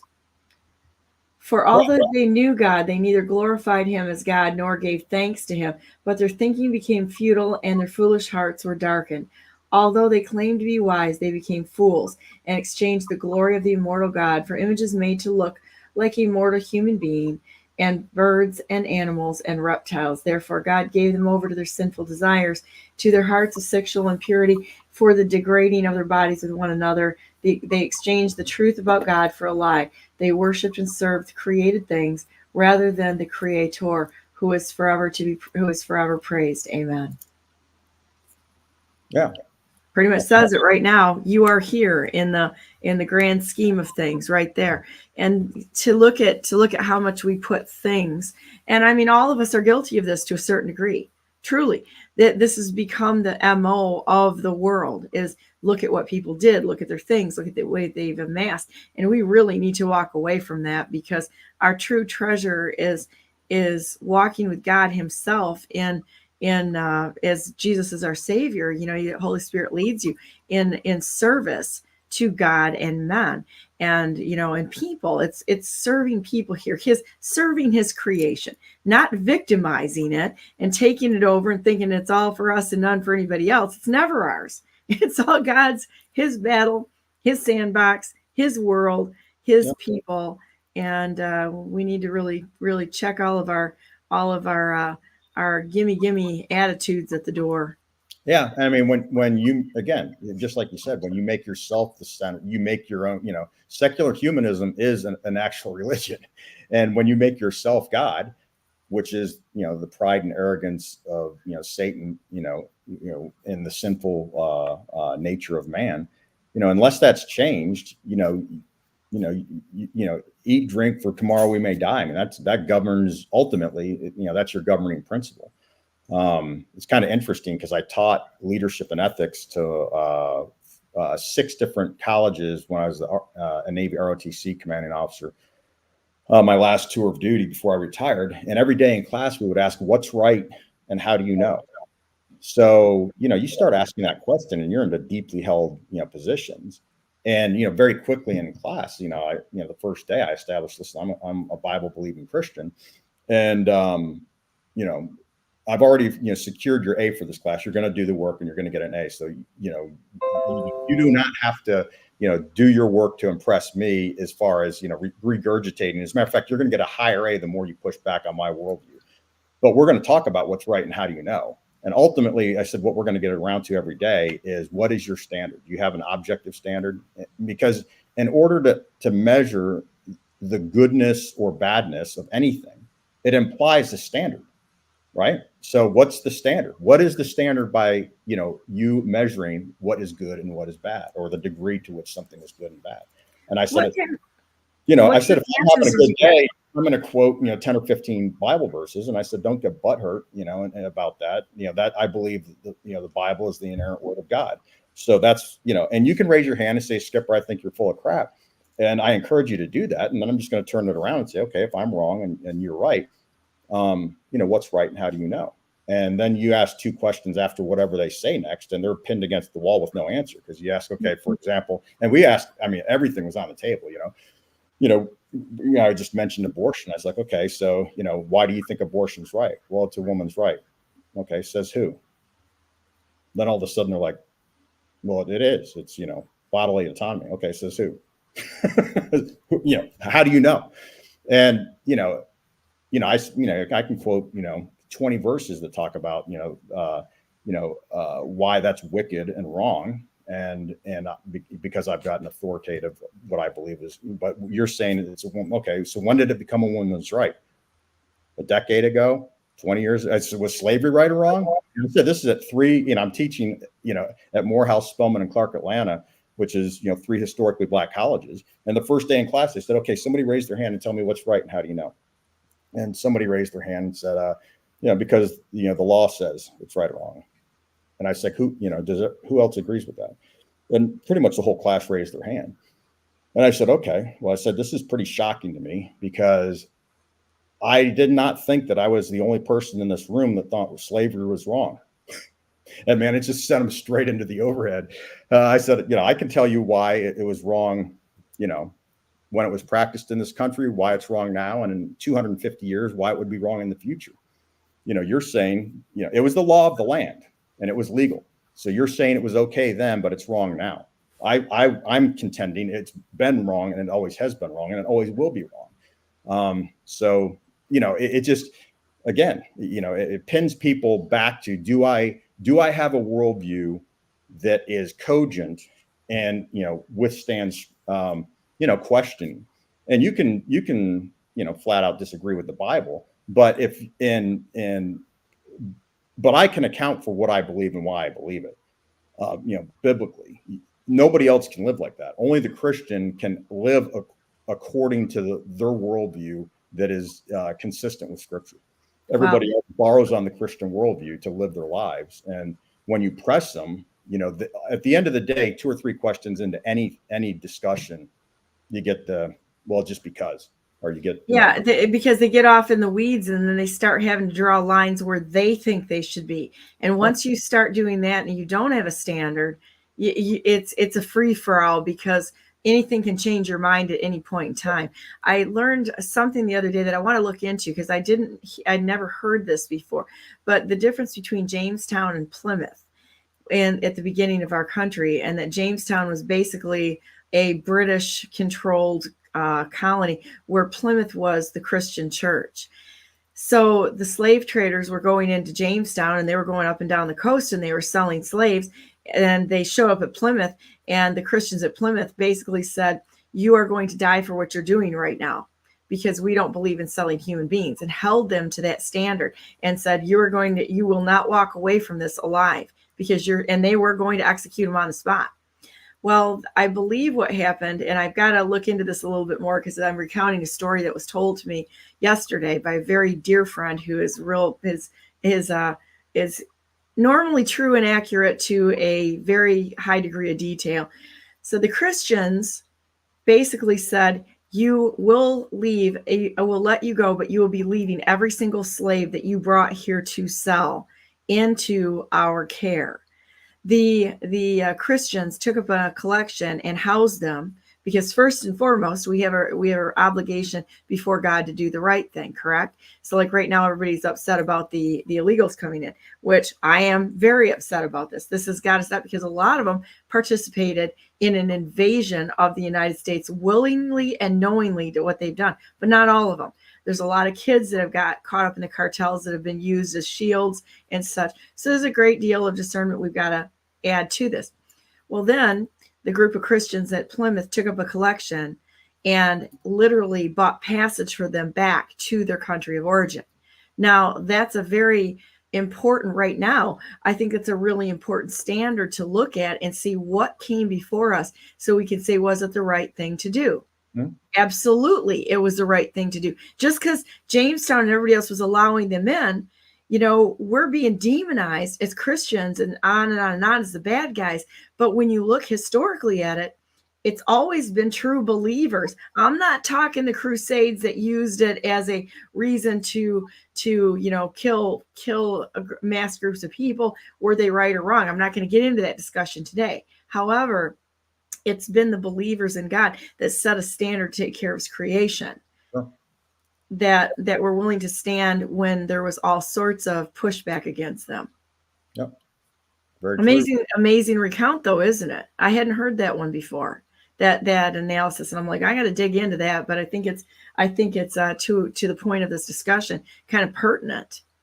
Well, that's why, again, you go back to why it's so critically important to understand, the Word of God in context, because you look at the the Revolutionary War was highly that was you look at or you just look at the founders, the signers of the Constitution, the number of them that were either pastors, deacons, elders. I mean, the vast majority of them were churchmen, and all of them, regardless of whether they were believers or not, basically accepted the Bible as is the construct that shaped their worldview. I mean, very few people would contend that Benjamin Franklin was a Christian, but he certainly quoted scripture regularly and believed in the authority of an almighty being that is to be obeyed and not to be messed with, and that had absolute standards. And generally he took he took the Bible to be that standard, even though he wouldn't submit himself, and no one would call him a Christian per se. But it's again, if you don't have an absolute standard, I mean, this is why I still engage all the time with flag officers in the Navy and in the Marine Corps mostly. But when this insanity with the quote unquote vaccinations came down the pike, and I was like, listen, I went to the Naval Academy with all you guys. We were all in the same classes. We all studied the same history, and you guys are guilty of the exact same atrocities that the Nazi masterminds of human experimentation. You guys are injecting a foreign substance of unknown kind into people's bodies against their will. And that is called human experimentation. You learn nothing from the Nuremberg trials. Every one of you, I think every single flag officer, because not one general or admiral in any service pushed back or resigned rather than to inflict that on their people. And you certainly are not getting the true story about how many people have died directly from the vaccination or have been permanently medically injured and discharged. Or certainly scores of people were kicked out because they wouldn't accept it. Again, there's no difference. That is human experimentation, and our entire flag corps in the DoD either directly approved it or tacitly, by not doing anything and not resigning in protest, approved it. So every one of them, in my opinion, should be relieved of command and tried for their participation in human experimentation. And, it's God's providence that I was out of the military January 1st of 2020, or right now, there's no question in my mind, I, at a minimum, would have been relieved of command and kicked out of the military, probably would have been prosecuted because of my, positions that I hold and wouldn't back down from. And so it's, obviously, I guess I'm glad that I didn't have to go through that, but, I would like to think that, that I would have held, stuck to my guns, even though it would have cost me everything. How do the other flag officers justify what they've done? And you have to have an absolute standard. You have, I've given a bunch of speeches, and in order to stand on principle, you have to have principle, and they don't have principle. When push comes to shove, it all boils down to what is your worldview, and are you willing to die for your worldview? And if you don't believe in something so deeply, because you understand that it's absolute truth, then you're not going to stand on that. When push comes to shove, you're going to save your own hide. You're going to cut and run. And that's what we see in our entire flag corps. And, a lot of them will, say that they're Christians and say that this and that. And it's like, listen, buddy, you participated in this. You inflicted this on your people. You betrayed your country because it's a direct violation of statutory law, what they did. Because even if you believed that in the emergency youth authorization and all this other hoo-ha that they put out there, the actual serum that they injected into people wasn't the one that they authorized.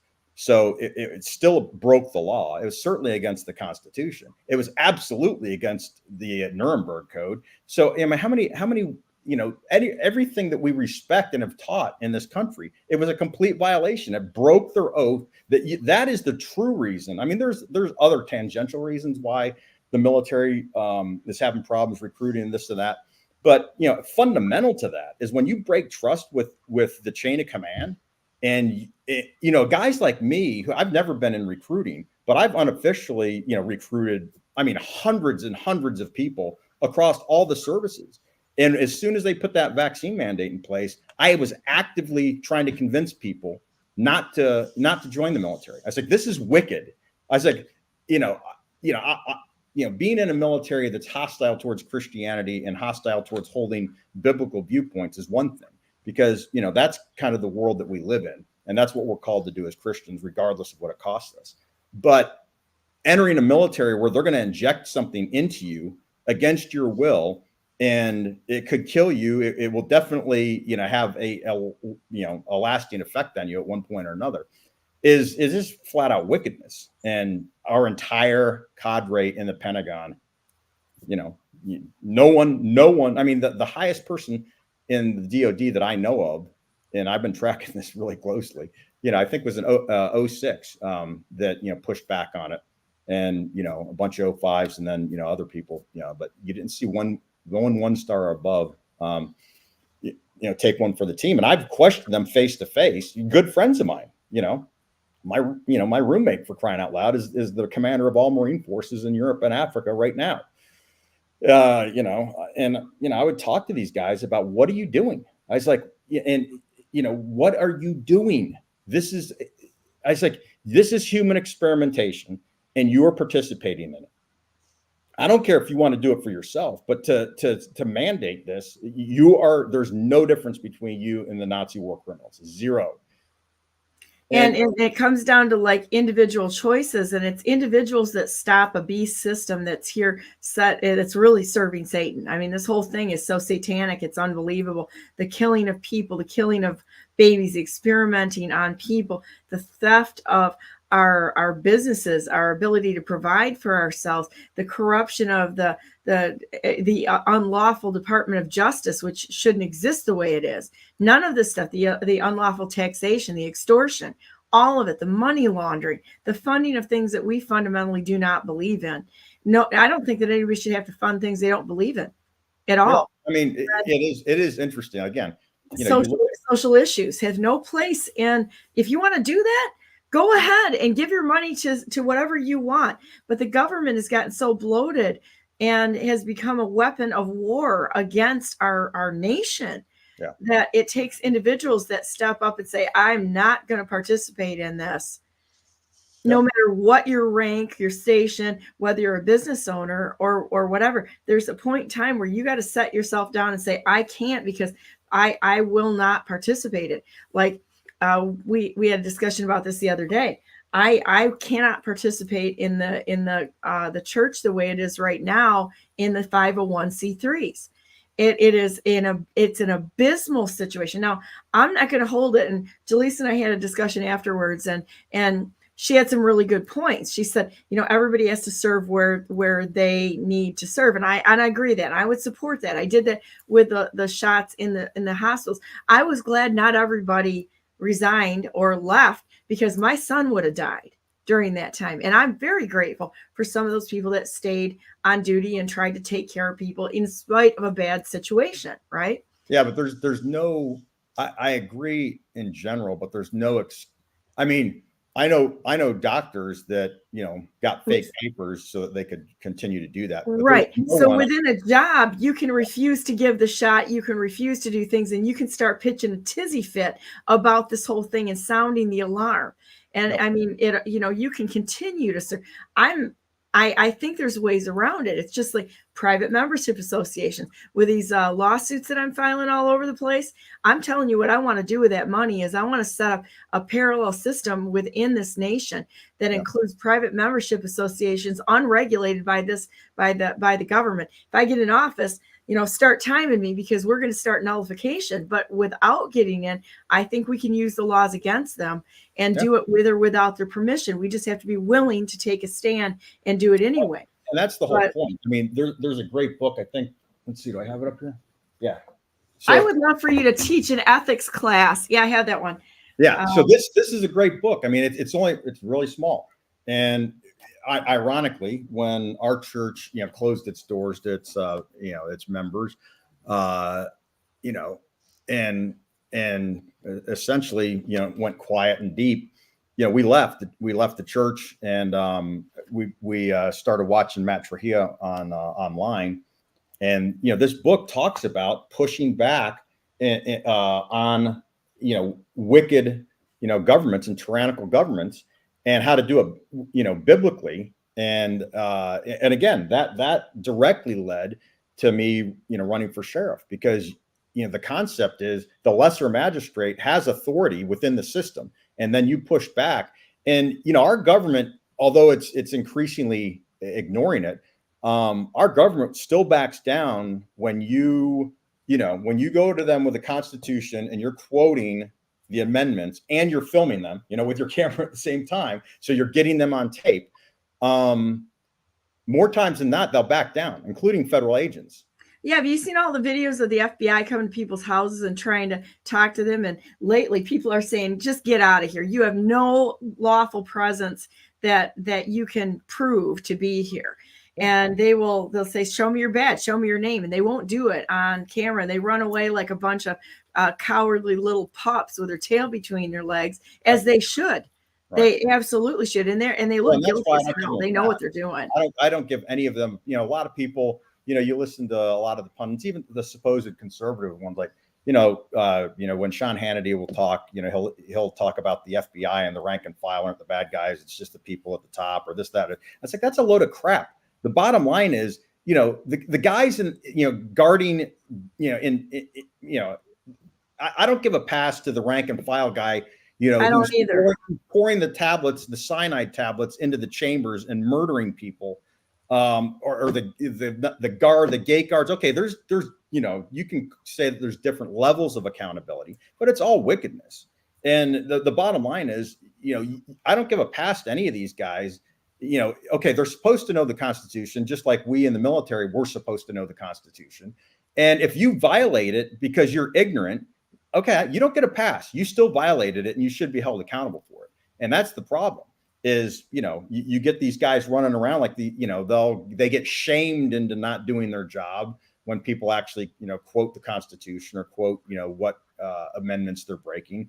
And then, they kind of, sometimes they walk away and but they know that they're wrong, or should know that they're wrong. And regardless, they took an oath, and that cemented it. And when you use the authority of the government and abuse people like we see every single day, there is no excuse. And the reality is, again, I'm a history major from the Naval Academy. I spent most of my life, doing deployments into these god awful places where failed governments, we are on a rocket sled to a revolution or a civil war in this country, unless we go back to, unless we are a constitutional republic once again. And we're not, and we haven't been for a while.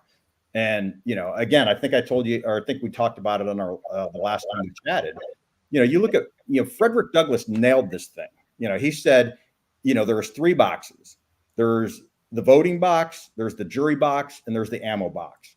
And when when the voting box is completely corrupt, and until we get back to handwritten voter rolls and handwritten ballots, then everything, just like your previous discussion before I came on, everything that is plugged into a machine is compromised, period.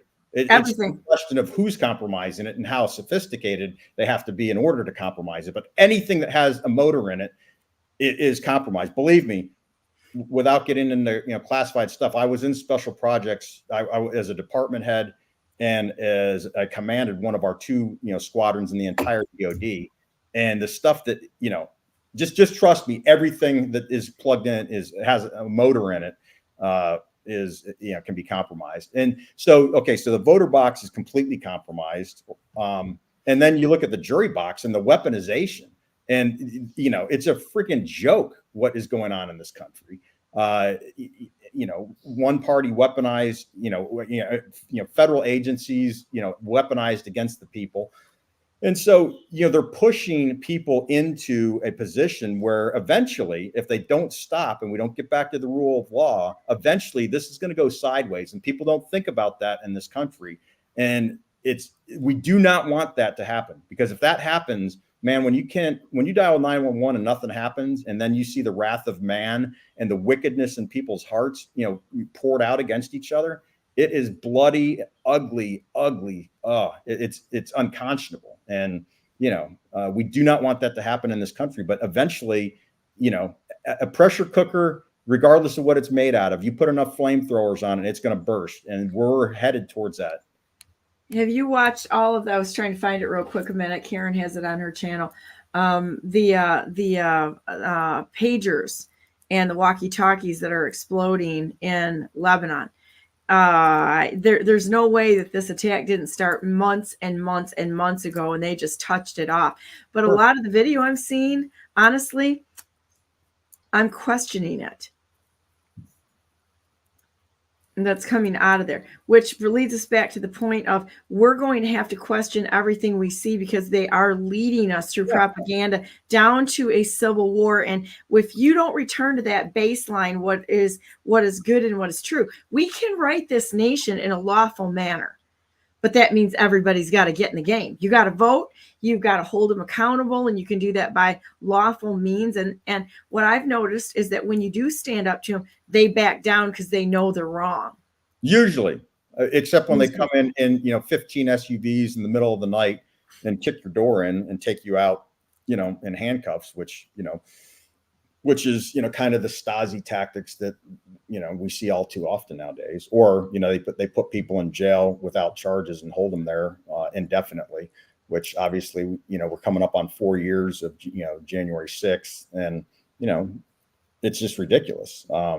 This is not a constitutional republic, and we've got this fairy dust that we keep putting out there like that it is, and it's not. This is not. Our founders would not recognize America if they came back to life. They would not recognize it. I mean, they said, hey, this constitutional republic is here if you can maintain it. But if you don't, I mean, you can't as a citizen think that your civic duty is showing up to a poll once every 4 years and that you're doing your thing. Because the poll's rigged because you didn't get your butt in gear and prevent, electronic Dominion machines from frickin' Venezuela to come up here and, to plug in who's going to win. I mean, this is craziness. I mean, people have to be pushing it. It's just like the Christian life. You get in any river in America or anywhere, and if you're not paddling, you're going downstream, and you've got to paddle. And it's just a question of what the current is. And it's the same thing as our constitutional republic. If we're not paddling every single day and engaged, you're going to lose the country. And that's exactly what we're doing. Right now, people, as long as they got beer and a freaking TV to watch football, then, they're completely not focused on what's important. You look at the pathetically low number of people that show up to, primaries, and it's a joke. And then, even of the ones that show up, okay, the system's compromised. So, it's just, we are going to reap the rewards, or the opposite of that, of the apathy that we have had. And people don't understand that haven't traveled to all the places that I've traveled. You don't even have to travel to, the crappy places. You just go to Europe. Europe's a freaking pathetic joke. You go around there and you look at, what has happened to a nation of laws, and, or going north of the border or south. I mean, it's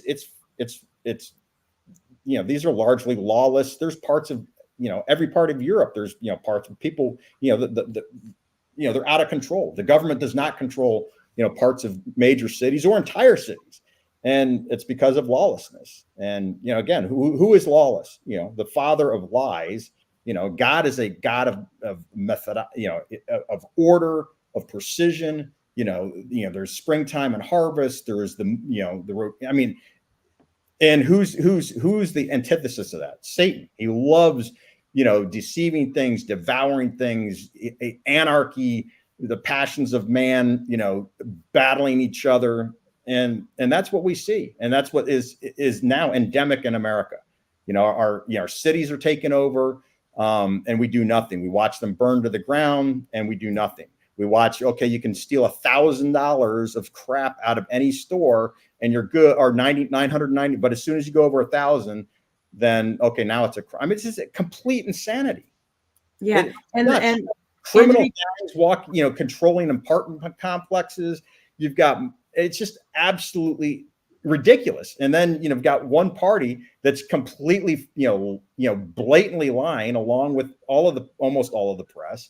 And, and the ignorant person who can see what's going on around them, who can see that gas is, twice as expensive, who can hear the gunshots that they never heard, going on outside their house now. They see, all of this trauma, and they do, they're like, well, as long as, I got mine, then. But, now it's on people's front porch. Their houses are in foreclosure. They can't feed their, kids. Everything's a train wreck. And so some people are starting to pay attention. I don't know, again, I don't know the mind of God. I don't know if he will eventually change the hearts of men and bring us back, or if we're just tilting up on the continental shelf and going to slide into the abyss. But ultimately, the positive is a believer. It doesn't change what I'm commanded to do. Right. I'm only accountable for my actions, and to give an account for what I believe, and to say the truth, and and to expose wickedness, and to, try to champion righteousness, and try to be a participant, to the max extent possible. And again, that's ultimately why I ran for sheriff, because in that position of a county of 1 million people in Gwinnett County, I could have pushed back on tyranny in a major way. Starting with, having free and fair elections, and doing everything I could, to make sure our election boards were legit, and that our elections in the county were legit. And then gone, straight after the throat of all these wicked people that are in politics, and that are cutting deals, and they're doing all kinds of, craziness, and to expose it. And, there's a high likelihood that would have gotten me killed. But again, the scariest thing to the opposition is, as a Christian who believes what Paul actually said, which is, to live as Christ and to die as gain. Hey, I win either way. That's how I feel too. I get to heaven fast. And if I stay here, I'm going to be an abject thorn in your side, we'll say, until until either I hear the trumpets, or they bury me for worm food, or we see behavior improve. But I think that, I would love to go through some more stuff online with you, and maybe we can have you back, like, kind of on a regular, semi-regular basis. I don't know how busy you are right now, but to teach history and some of those things, and apply it to today, and also ethics and a standard, because there's so much confusion that people can't even make a good decision if they have to. And back to your point on those people that were flag officers should have not participated. There's so many things that I get nailed for, because I won't participate in things that I have a moral conflict with. I just won't do it. I can't. It's like, and I can. It's not that I feel like I'm better than anyone. It's in my internal clock of refusing to capitulate to things or participate in things that I view as a conflict. And I'm a little more hard lined on that than most people I know. And I don't know why. It's just built into me, Well, right? the bottom line is, there's biblical rationale for all this. We have to fear God more than man. I absolutely believe that. So, I mean, ultimately, we have to be willing to take one through the horns for the team and to do it for what we know objectively to be true. Otherwise, all bets are off. And, will we do that perfectly? No. We're falling too, and we succumb to pressures and this and that. I get it. But we should, generally speaking, I mean, again, if COVID never would have been a thing, I mean, if our churches would have said, hey, we're not shutting down. I don't care what you do. We're not shutting down. If that en masse across the country, there's nothing the government could have done. There's nothing. My vision as sheriff would have been, hey, I don't care if the president makes, an executive decision, executive order, if Congress passes a law, if the state passes law, if it blatantly transgresses the Constitution, it's not happening in this county. I would have immediately, I would have come out publicly on a regular basis and said, okay, we're not doing that here. And I would have networked, the constitutional sheriffs across the country. And we as a group would have nullified wicked, anti-constitutional, unconstitutional, laws at that level. And there's, with 1.5 million-ish people in the DOD, I mean, for crying out loud, when we were in Iraq, we had freaking 2/3 of the freaking U.S. Army in Iraq, and we couldn't even keep Baghdad, in check. There's no way a country like this, if we network together people who actually understood the Constitution and, law enforcement at the sheriff's level, there's nothing that they could do. They could just go in their cities and do whatever they wanted and, and abuse them. But, that's not going to So there's so many ways that God could act without freaking wholesale, craziness cooking off. I thought that the most logical thing in my mind was, through, the sheriff, because it's a constitutional role and you have a massive amount of power. If you're willing to use it, you can use it for, righteousness, or you can use it for wickedness. And but you have to be willing to, I mean, our founders, pledged their lives, their fortunes, and sacred honor. They pledged everything on an insane dream to go against the world's largest superpower, and with a bunch of squirrel guns, and say, we're going to do this thing. It's like, hold my beer. Okay.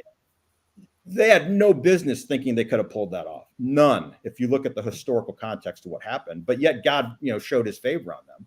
And ultimately, and I hate to say this, he used the French, but anyway, no, I'm just kidding. But so anyway, it's, God ultimately calls the shots. And I believe that with every atom of my being. And I thought, well, maybe he'll use me. I'm going to put myself in a position to be used. And if he uses me that way, great. If not, then, you and I never would have met. Or, you don't know where the ripple effects, when you believe in a God who sovereignly controls everything that's going on concurrently and works everything for his glory. You don't know how your conversations or your interactions with people, how that's going to play out in his, in his plan. And so, no, it was absolutely not a waste of time to get involved in that race. And as a matter of fact, it's pretty funny because, Derek Gibson, he's coming over here tomorrow night for a cigar burn. And a bunch of my other buddies are coming in, because Derek's a freaking great American.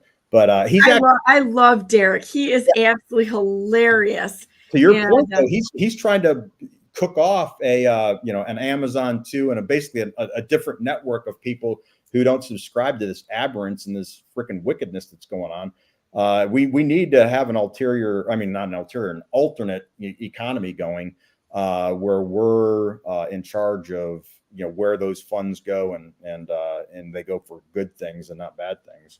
I think so too. If we can't get them voted out this time around, it's not going to matter. We're not going to stop fighting.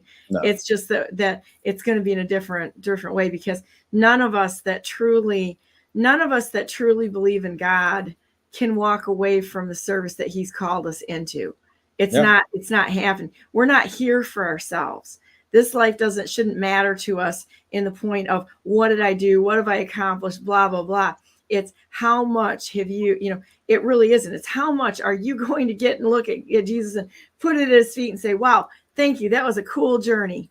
And thanks. He doesn't need us. He does not need us. He allows us to participate in his good works. And if we fall down on it, he'll get it done without us. He doesn't, his goals are different than ours. The way he sees things are different than ours. Sure. The way he sees each individual is different, but, with the different gifts that he's given us and such. But, our whole thing is, so it's similar, is that we all have to stand up and do the right thing as he leads us. The only way you can do that is go back to the scripture, find out who God is, start talking to him. It's not like he doesn't know what you're thinking anyway. It's kind of an important thing to be honest and with your feelings without fear of shame, threat, or coercion. There's reasons why we're all so different. And I firmly believe that. I really do. There's reasons. It's because we're the body of Christ, which means we've got hands, we've got eyes, we've got feet, we've got elimination organs, we got all that sort of thing, and we've got hearts. I mean, there's all these things that work together. Well, I certainly appreciate you being on here, and I would like you to think about doing like an ethics history/ethics course on Brandenburg News Network, that we could come on and talk about these things, because the baseline analysis that I see failing so many times and just going straight to an issue or a headline, but there's no baseline analysis going on almost anywhere. Yep. Well, I mean, one big shout out, and I spent a lot of time. You're probably familiar with her, Chris Ann Hall, who's a constitutional. I love Chris Ann Hall. She's brilliant.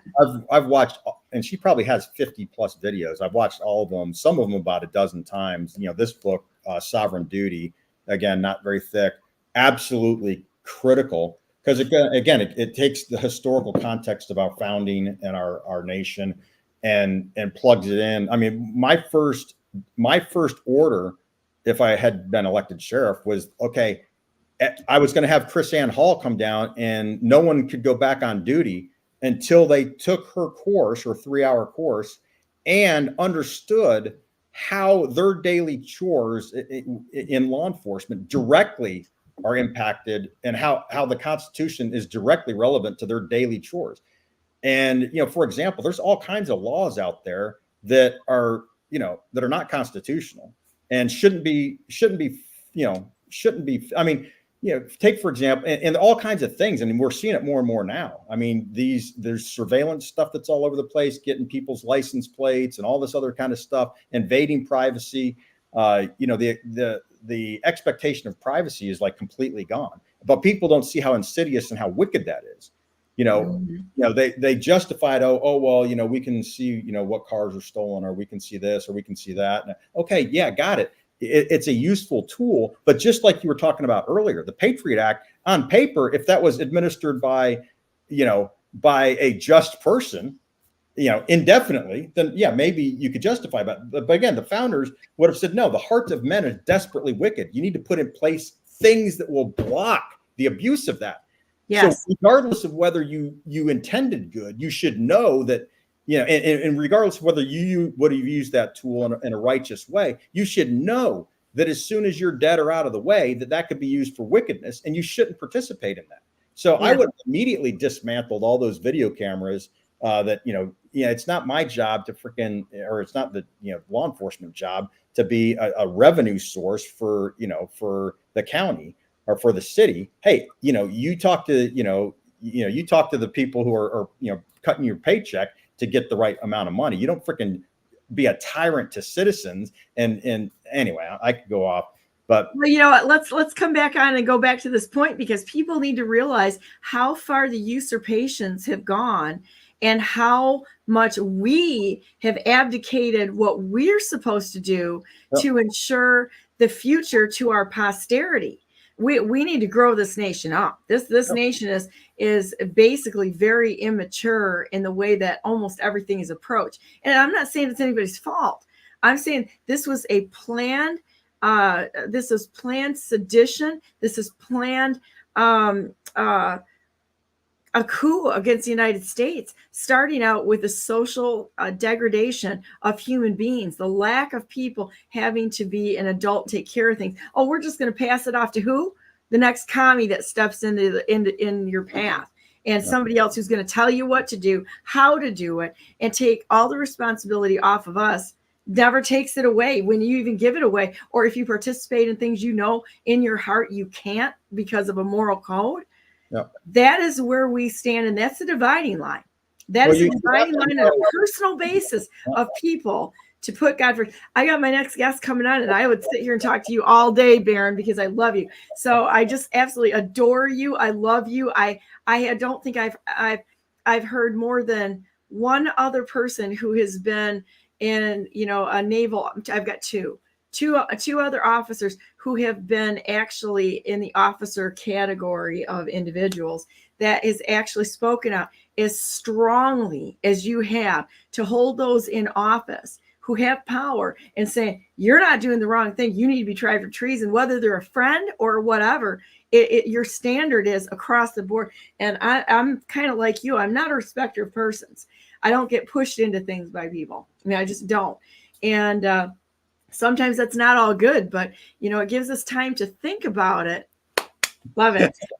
That was on my t-shirt when I ran for governor, was "Let's go Brandenburg." It was kind of like a slur against, instead of putting FJB on it, which I sincerely wanted to do. I thought we'll soften the blow just a little bit and gain traction. But thanks for coming on. And I'm going to go to a quick break right now. And then I want to talk to you some more. Maybe we can have you back on again next week, because I think you and I could talk for hours about stuff, just on that standard and ethics, because I don't see many people that have that standard, set in their mind.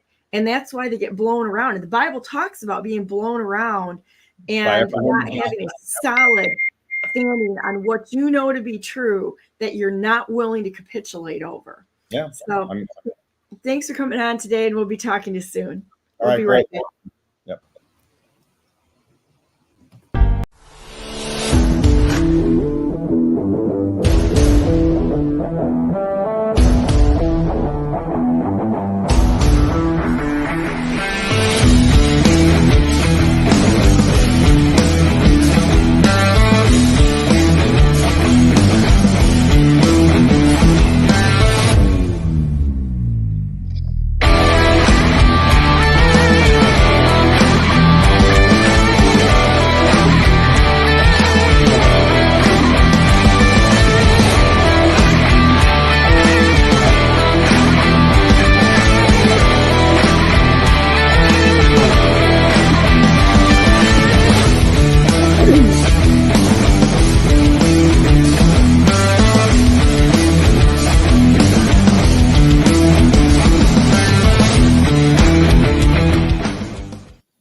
Good morning and welcome to Brandenburg News Network. It's the third hour. We kind of got into the third hour a little bit. We'll run over today a little bit, but J6ers in America, J6ers, political prisoners in America, with Jalise Middleton and Brandy Burlew. How you guys doing?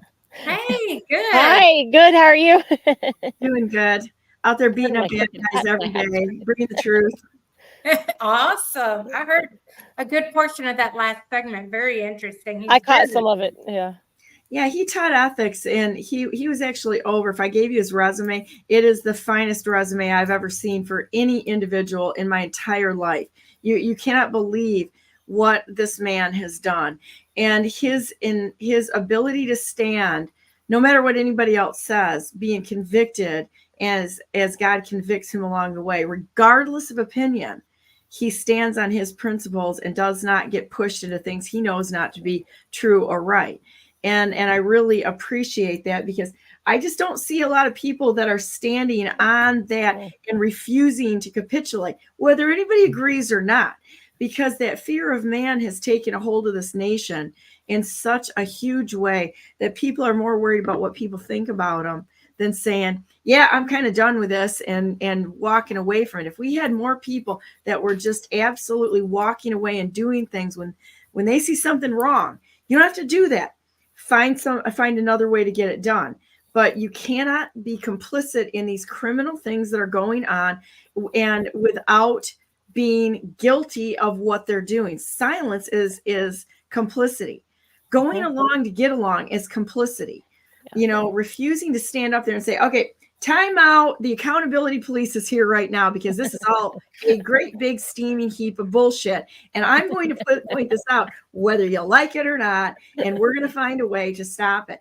And that's not usually the popular way to do things because it makes people uncomfortable and it challenges. I fully agree with you on that. I think that is where we have landed in this situation. But on the same token, I think there is credit due for somebody that's, you know, when they are challenged challenged with what their belief system or whatever of what they've been standing on, that they're willing to at least hear it out. As I'm getting older, I'm trying to get more into that arena.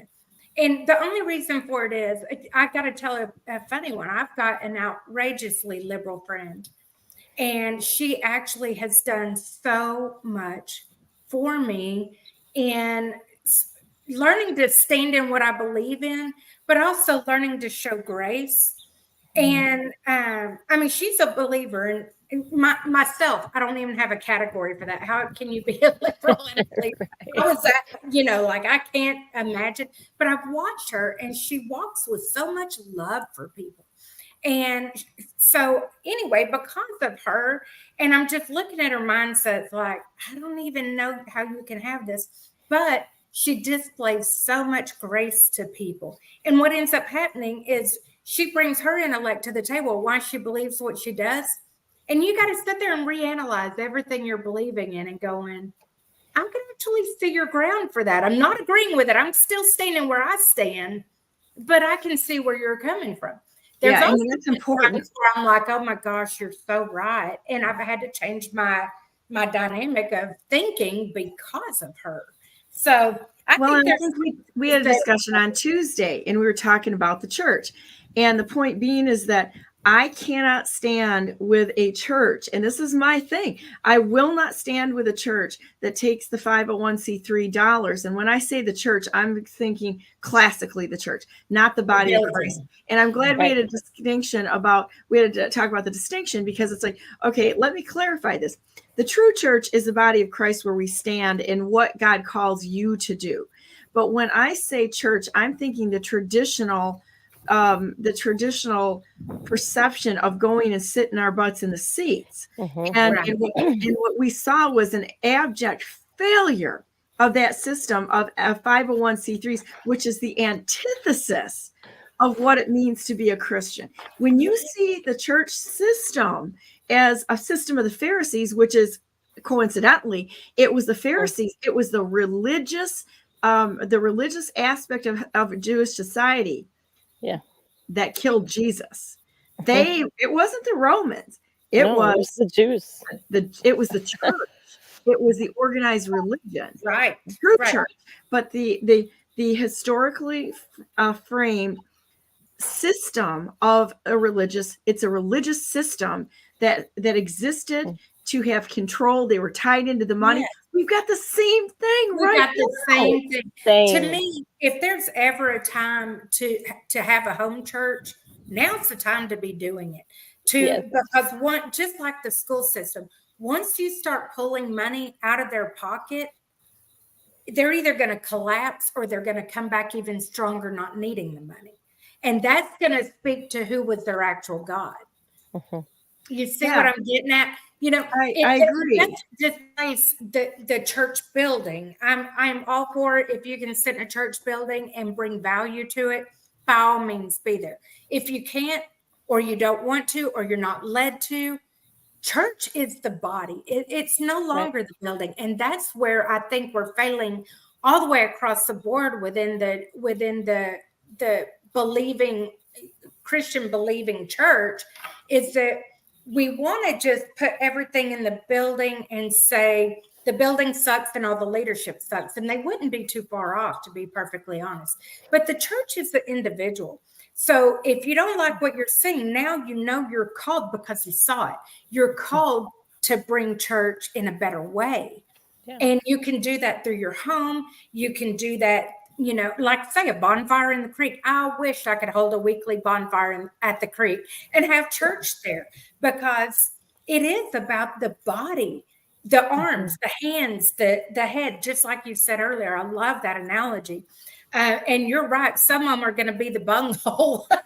I think that's where I'm closer at right now, is being a horse manure shoveler and a professional at it. You know, Yeah, it's like, yeah, it's absolutely. yeah, But try yeah, to not go to the bathroom or have that part of your body for weeks, and you're going to really appreciate a working one. You know, elimination, the working elimination part of the body, right? Yeah.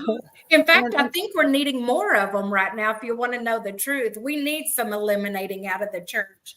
To me, at this point, if they're still saying no politics in our church, and I have two friends at my church, by the way, that they're there because they got kicked out of their last church for mentioning the name Brandon. Got kicked out. You're kidding. And they came to our church, and I'm like, that, you know what? They're going to bring down their own house, because when you think that church isn't in politics, that is never what the Constitution said. It said for the government to stay out of the business of the church, which is your 501c3, which, you know, which is all churches. Yeah, that's the bona fide church separation of church and state. That should have never happened in the first place. That's like the Church of England. The Church of England is what we fought against to come here. It was institutionalized government church, and that's what a 501c3 is.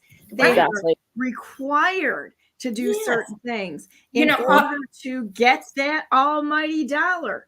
And so it's the same thing that we fought against at the beginning of our nation. And we need to talk about that sort of thing. It's critically important not to be silent about this. And I started the show today talking about how we are the news. If we want to take this nation back, we're going to have to take it upon ourselves and say, I'm going to not only vote, but I'm going to get people to come out and vote. I'm going to call and put this into my networks so that people know I don't care if they have not done the right thing. You're not doing the right thing if you don't vote. And you better show up with some friends and make this like the third monkey trying to get on the ark. You know, vote like your life depends on it. Yeah. And the same thing with the news. It is your responsibility to vet things that you know are true, honest, that you have done some research on, not just a headline. Do a little research on it and pass it on to others. You are the news. We are the news. If we want to fight about it, we can sit here and complain till the day is done about CNN and all these other fake news sources. But you know what? If you're silent, you're complicit. If you are not fighting against this by posting good stuff and bringing things to the forefront, you're complicit. This is how we fight. That's our weapons of warfare right now, is getting in the game and doing what we need to do to take this back. If you're complaining about something, get in there and fix it. Figure it out. The first step is knowledge. Like the American people, including myself, the very first step is, dadgummit, read the Constitution, read the Bill of Rights, and learn them. Because like the church was separation of church and state, that's how you got pulled. Is you believed that the church wasn't supposed to be involved in government things. And let me tell you where that's going to lead out. That's going to mean anybody that professes to be a Christian now can't be in government. That is stupid. Yeah. Our founding fathers were Christian. They were standing on Christian values. They upheld Christian values. So, you know, that is the game changer. And so people start with square one, read the Constitution and Bill of Rights and learn what it is. I'd like to hear more on people on what it means to them to be Christians. What is your basis of your faith? Why do you believe what you believe? And have people be able to articulate it. So, because then you really start finding out, well, I believe I'm a Christian because I do good things and that's going to get me to heaven. No, wrong. You know, read the book. You have not read the book, because the book does not say that. That's right. It's not works. However, in fact, you'll more see a Christian that when you ask them that, they're more baffled of just being able to say, because I feel him. Because your life changed suddenly, it like beyond logic. It didn't make sense to you. So all of the stances you take along the way is after that initial moment where you got hit with something that made absolutely no sense at all, but you know what you felt, you know what you heard, you know what you've seen, it's stuff like that. And then you build on your faith reading in the word. Like me, I couldn't read a word out of the Bible until I come to Christ. And then suddenly I opened it up and I could read every letter of it. It's just crazy stuff like that happened that I can tell you the date and time that I come to Christ, the moment of it, because it was so radical. I think that the thing of it is that all of us that truly come to Christ have to recognize that all people are sinful. We are born into a sinful nature. Look at a kid that'll lie to you about a cookie in a cookie jar. Okay. I mean, I'm going to tell you what, look at your children with an objective eye. Okay. Yeah. You're going to see it. You'll see it in your kids as much as we love them. You're going to see that is and when the only real way you ever come to Christ is when you recognize that you need a savior because you're a mess. Right. And that there's things that you've done that you look at yourself disgusted at something or things or patterns that you actually sunk to those depths and you did, that if you had to go do it again, there's no way you would repeat it, because you see that and you realize you're not going to work your way out of this. You can't work your way out of this. You're going to go to God and say, well, okay, I sold, a million dozen cookies to support my church, and so I deserve to be in there. I don't think that makes up for the things that we do. I really don't. No. And so when we go to see God and say, I'm sorry, I screwed up. I screwed up. And I don't have one reason. There's no reason for me to be here. I deserve to have my sorry butt shipped off to hell. Yeah. And the only reason why I can stand before you is because I accept your gift of forgiveness. And please cover me with the righteousness of Christ. Let no one ever see me, but let them see Christ in me. Exactly. And let me disappear and let Christ come forward. And whatever it is that you ask me to do, I don't care what it is. I don't care the consequences. I don't care the threat, the coercion. I don't care any of that. I don't care if it doesn't make sense to any other person on the planet and they think that I'm a loser, I'm stupid, I'm this. I don't care if they threaten my life. If you ask me to do it, Heavenly Father, this day, I am willing to walk the path you set in front of me. Please give me the feet to walk that path. Exactly. Not my will, but yours. God. Yep. And the beauty of it is, here's something else we've lost in our country. The beauty is when we humble ourselves and receive that gift, and then we stay vulnerable to realize that we have failed as trying to be good, right? We already know we've failed. We've accepted that gift. If we keep that vulnerability, forgiveness is easy for us because we look at everyone else as trying to be good enough. They're still in that phase and they haven't figured out how to humble themselves and receive that gift. So forgiveness comes easy, but something else beautiful happens. The vulnerability you show to other people gives them a safe atmosphere to be vulnerable themselves. And I think it comes and goes too. I mean, like you look at people that are in a battle. I mean, we will never be perfect until we leave this rock. Okay. Yep. And it's like, and so there's a battle every day. And it's like, to those of us that constantly are in like the thick of things all the time, I'm going to tell you, I get to that point where I'm sick of the shit. I'm like, I am so sick of your shit. It's not even funny. You're like, preaching to the choir with these two women here. Yeah. And it's like, where you are ready to get on that little white pony and get the swords out, and nothing's going to be standing when you clear a path. Right. Yeah. And it's like, because of the extreme wickedness that we see and the unrighteousness and the damage to the innocent around you. And after a while, you're just like, done, totally done. We're past the point of having a discussion on this. You chose the wrong thing. You did the wrong thing. and you're out of get out of jail free cards at this moment in time. And and there comes a point in time where it's like it's time for you to have to make peace with God, because anything that looks human about you isn't there anymore, and you're just going to keep dragging people down to hell under the guise of, oh, I'm hurt, I'm a victim, I can't help these choices I've made.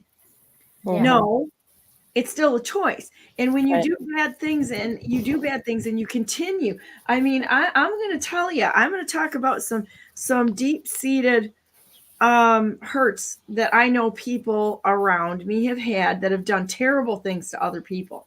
There's no excuse for it. There's many of us that have experienced horrible things in our lives. It doesn't give you an excuse to just go and do what you want to do and hurt people, and you think you're going to make up for it in that way. You don't. You never fill that emptiness in your heart by grabbing, by getting, by taking, by walking on people.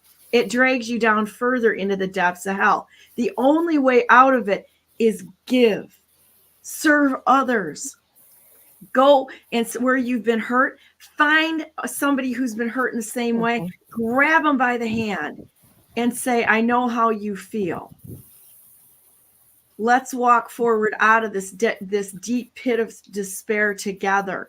We can help each other. And when you're strong or when I'm weak, hopefully you're strong. When you're weak and I'm strong, we pull each other on this road along this path as we're slugging it out, as God gives us the grace, the peace, and the strength. There's nobody who's perfect. Absolutely. But I'm going to tell you, you come against somebody who is honestly that serves God and sees as much wickedness, you're going to get to the point in time where you're going to see it is no more negotiation time, that it's over. And there is a point in time where that grace is done, and the business end of some sort of a enforcement implement is going to come forward, and you're not going to stop it. That's the important thing is, I'm seeing failure on all sides. Like if you're just trying to throw punches at ghosts and not recognizing this as a spiritual war, you're going to lose. On the same token, if you just think you're going to sit there on your knees and, well, I'll pray for you and stay out of the battle, you're going to lose too. Like Gentile Jesus with the lamb sitting on his feet. That day is coming close to an end here. That's right. But you know what? I want to give Brandy the floor because I know that you guys need to talk about this, but I think this is an important thing to talk about.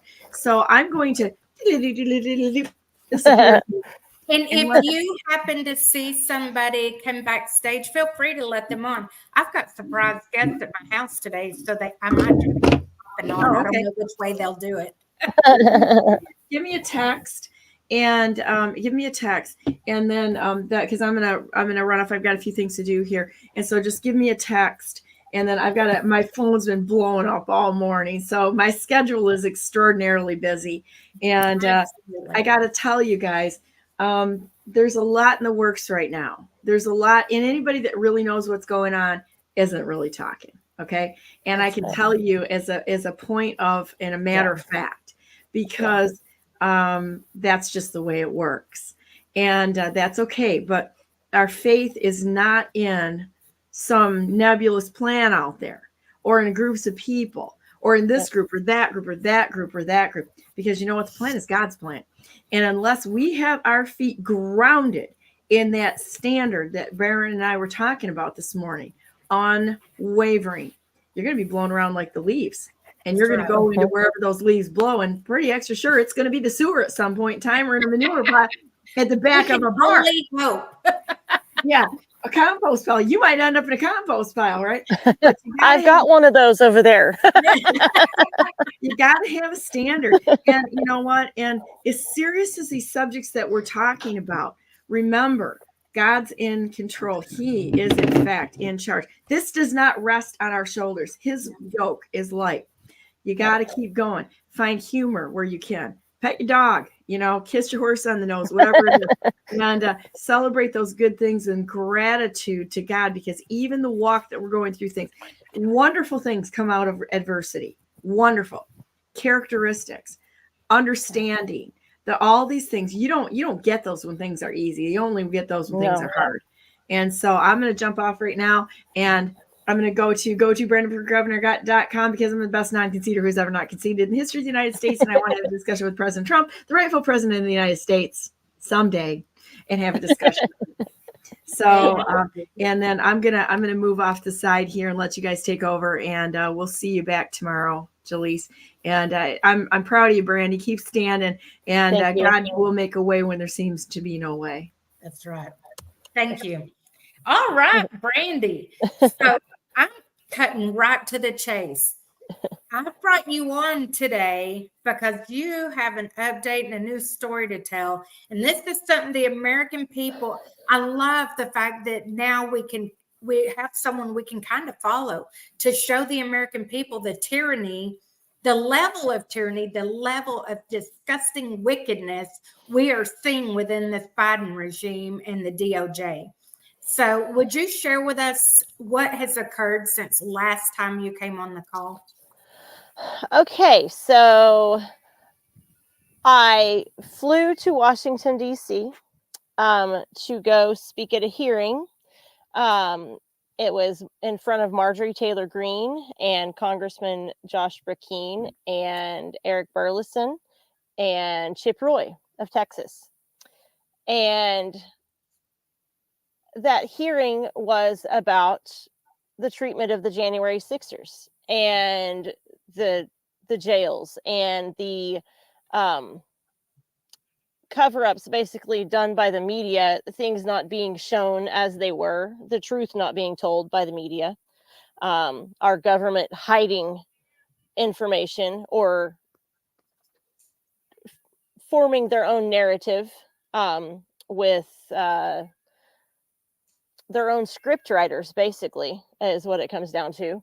And so I went to this hearing, and it went great. There was a lot of information that was let out that even some of the congressmen that were there that day did not know about.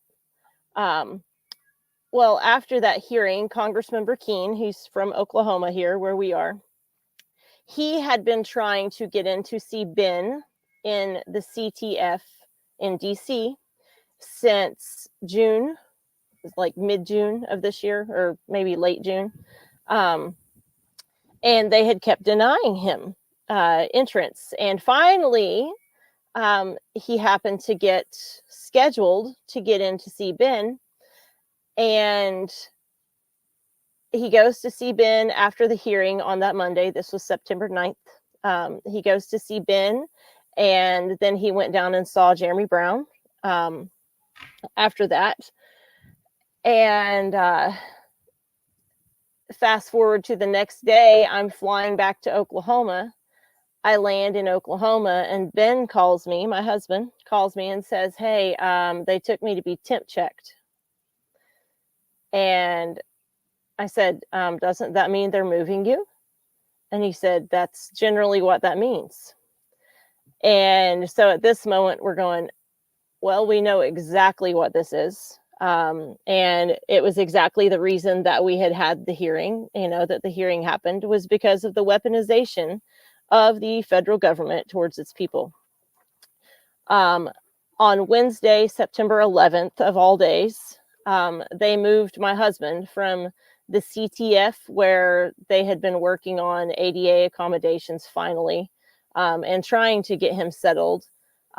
They up and moved him to Philadelphia, Pennsylvania, where he sits right now. Okay, so hold on for the viewers. So let's point out a couple of things. So when they move a prisoner, that they lose all of their possessions, anything they bought in commissary. And usually that means warmer clothing, actual tennis shoes instead of like heavy boots that damage the feet, things like that. So that in itself is why that is a form of torture. In the prison system, they call that diesel therapy, where every time you go to get comfortable, they move you. And of course, I'm using comfortable as a loose term, but Right. you start building relationships within the prison. You start building a network and figuring out who you can trust and who you can't. And they rob you of that. And then on top of that, your husband has health problems, and those health problems were not being accommodated. It takes weeks and weeks to get your medications transferred and started again, and get approval for this and approval for that. And the whole time you're sitting there getting sicker, sicker, sicker. And they can use the system, the process, as a reason behind why that has happened. And they don't mind bringing you to the brink of death. No, they don't. So some of the things that had actually they were working that, well, in the CTF, Ben was able to be in a cell by himself. He wasn't in general population, he's with the January 6th defendants. That in itself builds a security network. Yes. And it also builds a relationship. You have something in common with all these people. And he had finally developed kind of a schedule for himself to help deal with his PTSD, because being scheduled helps tremendously, because it takes the anxiety out of it. You know what to expect. Right. And them moving him in the manner that they did completely disrupted that, And that's something else I need to touch on real quick. I'm not trying to shut you down. I just want you're fine. To understand the magnitude. So there's actual laws on the books. I believe it is actually within the constitutional amendments, if I understood correctly, that you're not supposed to be moved more than 500 miles away from your home. Right. And yet they're breaching that 100% of the time. Well, maybe not. Maybe it's 99% of the time with the January 6th defendants. So as long as you stay quiet and be a good little boy, they'll let you stay within 500 miles, but they usually keep it at the outer limits, close to the 500 miles. But if you've been a bad little boy, then obviously they start moving you clear across the country. So you're in Oklahoma. You have two different prisons within Oklahoma that he could have been moved to. You've got 3 or 4 in Texas that he could have been moved to that I'm aware of, Seagoville and Bastrop. But yet they move him all the way up to Philadelphia. Yeah. And the other thing is he has a hearing upcoming on the 26th in DC. Yeah. And so they're going to move him right back to DC. Well, they were going to. Ben's attorney actually put in a motion to let him appear by Zoom or by telephone, and the government didn't oppose it. So he's actually going to get to appear by Zoom from Pennsylvania. So he won't be disheveled and bounced around and stuff again, because our fear is if he were to get back to DC, where they would put him. And because when they've started doing this now that they're closer to election, it's obviously the torture will increase because they're trying to shut up the patriots. They're trying to shut up anybody in opposition of them. And so what they're doing is they're now starting to put the DC gulag prisoners in Gen Pop. And obviously DC is outrageously liberal, definitely not peers that are within the prison system. And I know all across the nation, the prisoners are reporting that they actually get a lot of support. The J6ers get a lot of support from the prisoners. They view them as heroes and actually protect them and help them get on their feet with the commissary and show them the ropes and things like that. But I'm not sure that occurs so much within DC. So they're hoping to set up an environment for them to be killed. That's what they're trying to do. Very much so.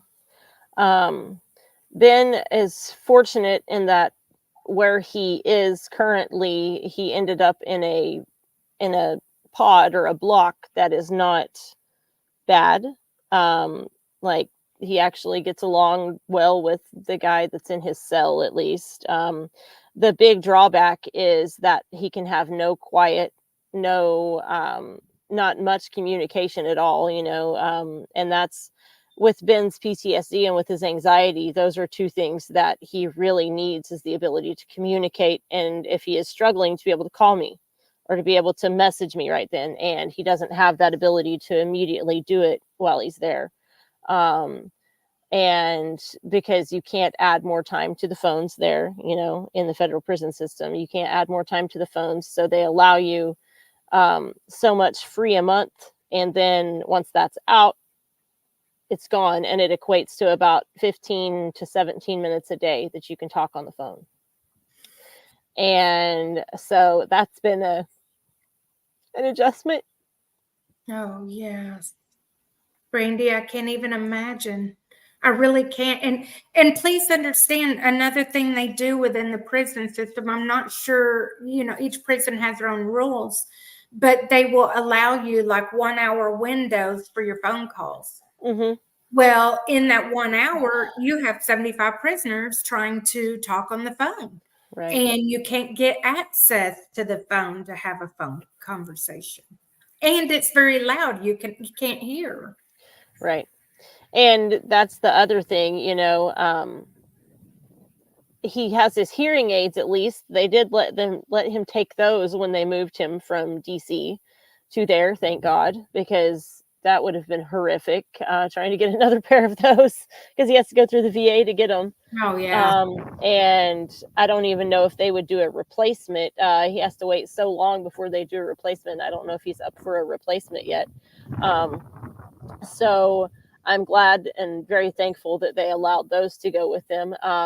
He does say that the food is a tad better there.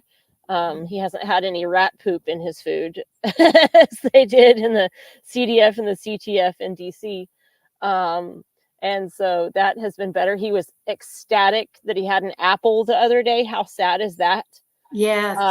That an apple was a treat, that's pretty pathetic. I mean, I'm happy he got an apple, but how sad that he's excited about it.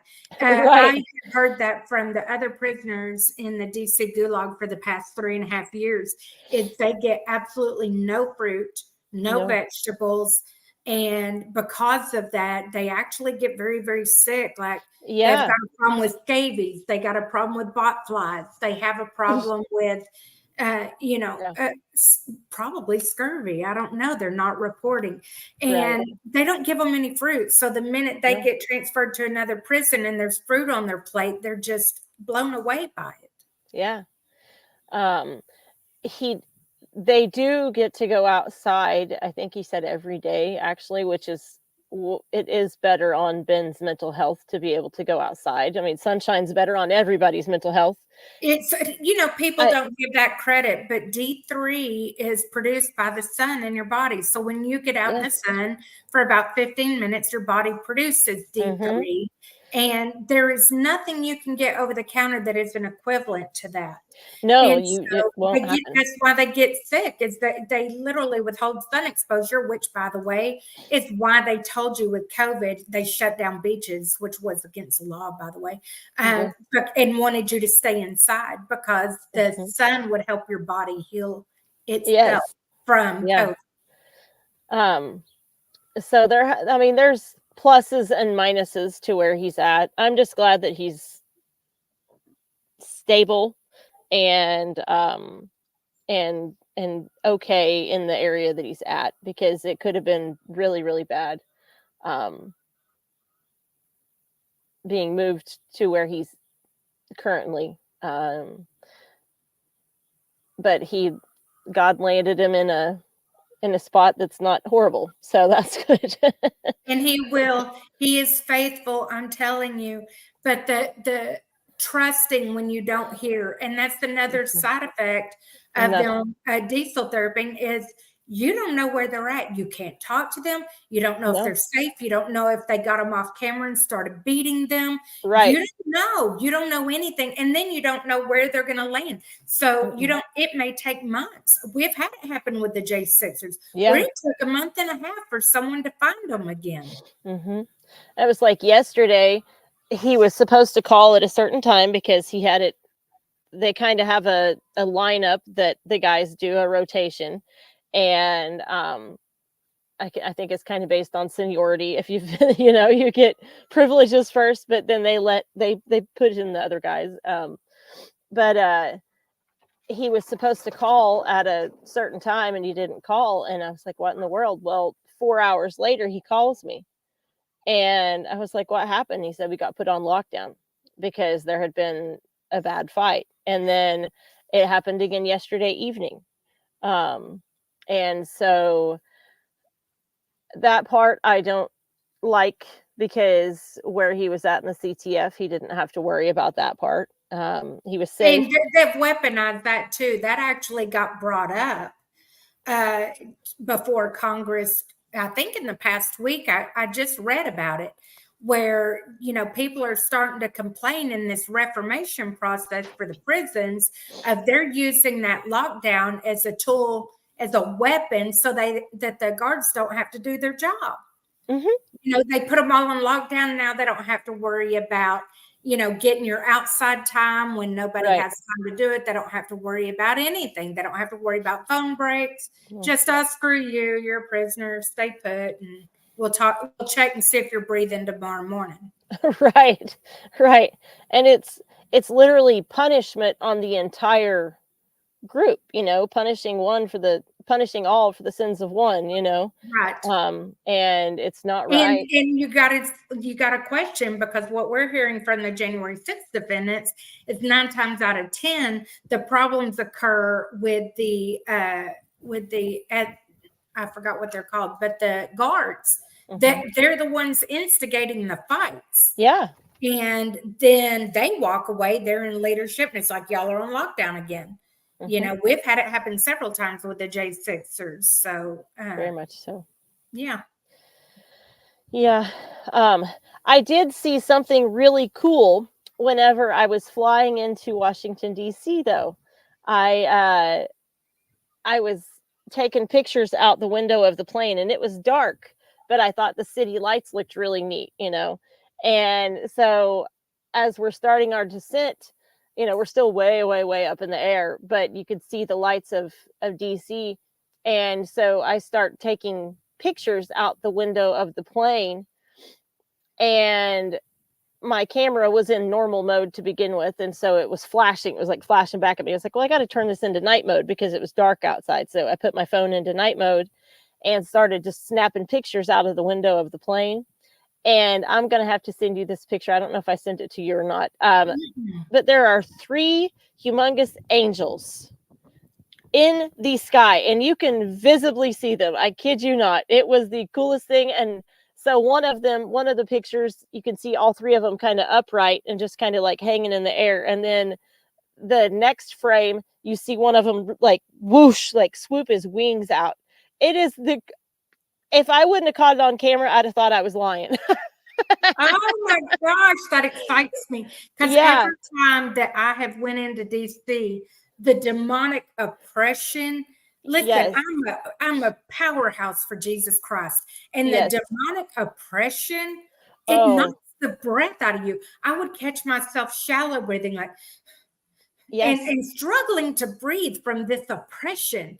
And I would have to start like casting demons in front of me, just speaking the power of the holy word to get these demons out of my way. And I mean, they fled, but it's like, my gosh, I'm tired now. The spiritual warfare drains you emotionally. And then you don't feel like you have the energy to defend yourself, which was why I was there, Right.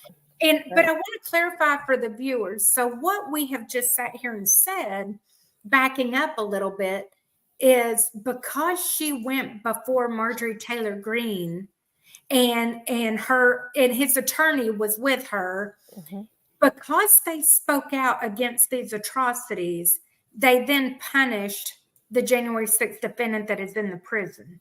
Yes. And this happens all the time.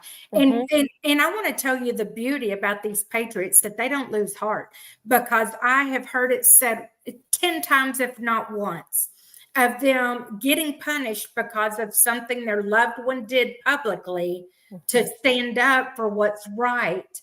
And they've said, but keep doing it. Keep Yes. doing it. I don't care what they do to me. Keep doing it. Because Yes. they know they don't want the truth out.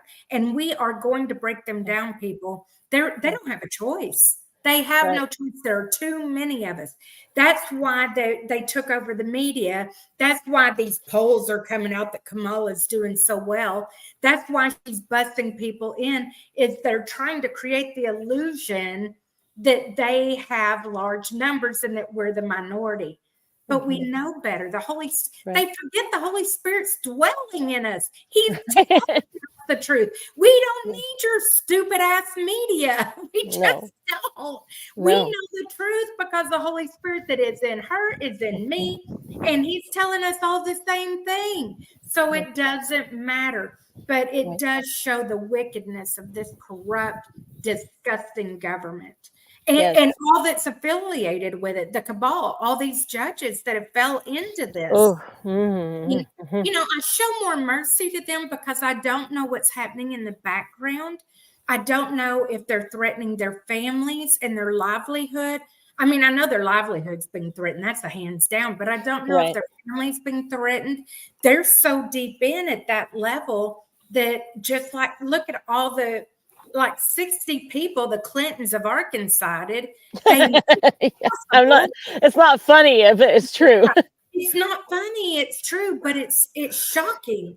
And so they know, they're going to make me disappear. So I kind of give them a little bit of a pass, because I'm a born again believer. You asked me, and it's like, you just gave me a promotion. You are not intimidating me in the least with my life. But if I wasn't a born again believer, that would be some scary crap. Very much so. You know, I think that's why the forgiveness is in my heart. I know the Lord's going to rectify it. And by the way, you're going to lose your life anyway if you don't repent. So I suggest you go ahead and do it now and get on the good side of God. That way, if the Clintons are inside you, you're good to go. But anyway, Brandy, do you have any final grabs here that you would like to share with us and say, how are the kids? How are you? We're doing good.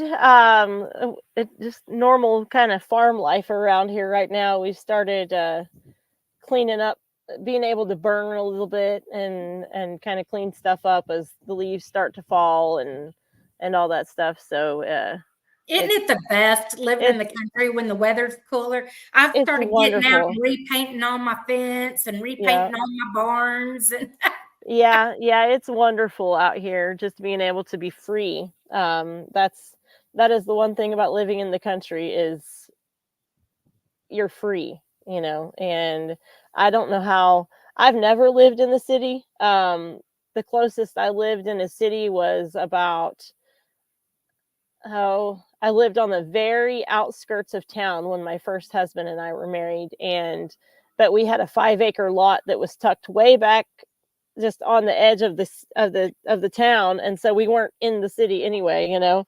But that's the closest I've ever lived to actually being in a town. And you don't even know what you got then, girl. I just spent 35 years in Arlington, Texas, and I didn't realize how much bondage I'd gotten into until I had to move to the country. And the first 6 years, it drove me crazy. I'm like, these people don't even know what fellowship looks like. They're so alienated, and that's not, you know, what God intended for the body of Christ, and blah, blah, blah, blah, blah. Yeah. And I still, hey, I'm still there. But now I see the beauty of, I can walk hand in hand with the Lord every single day. Yes. All day.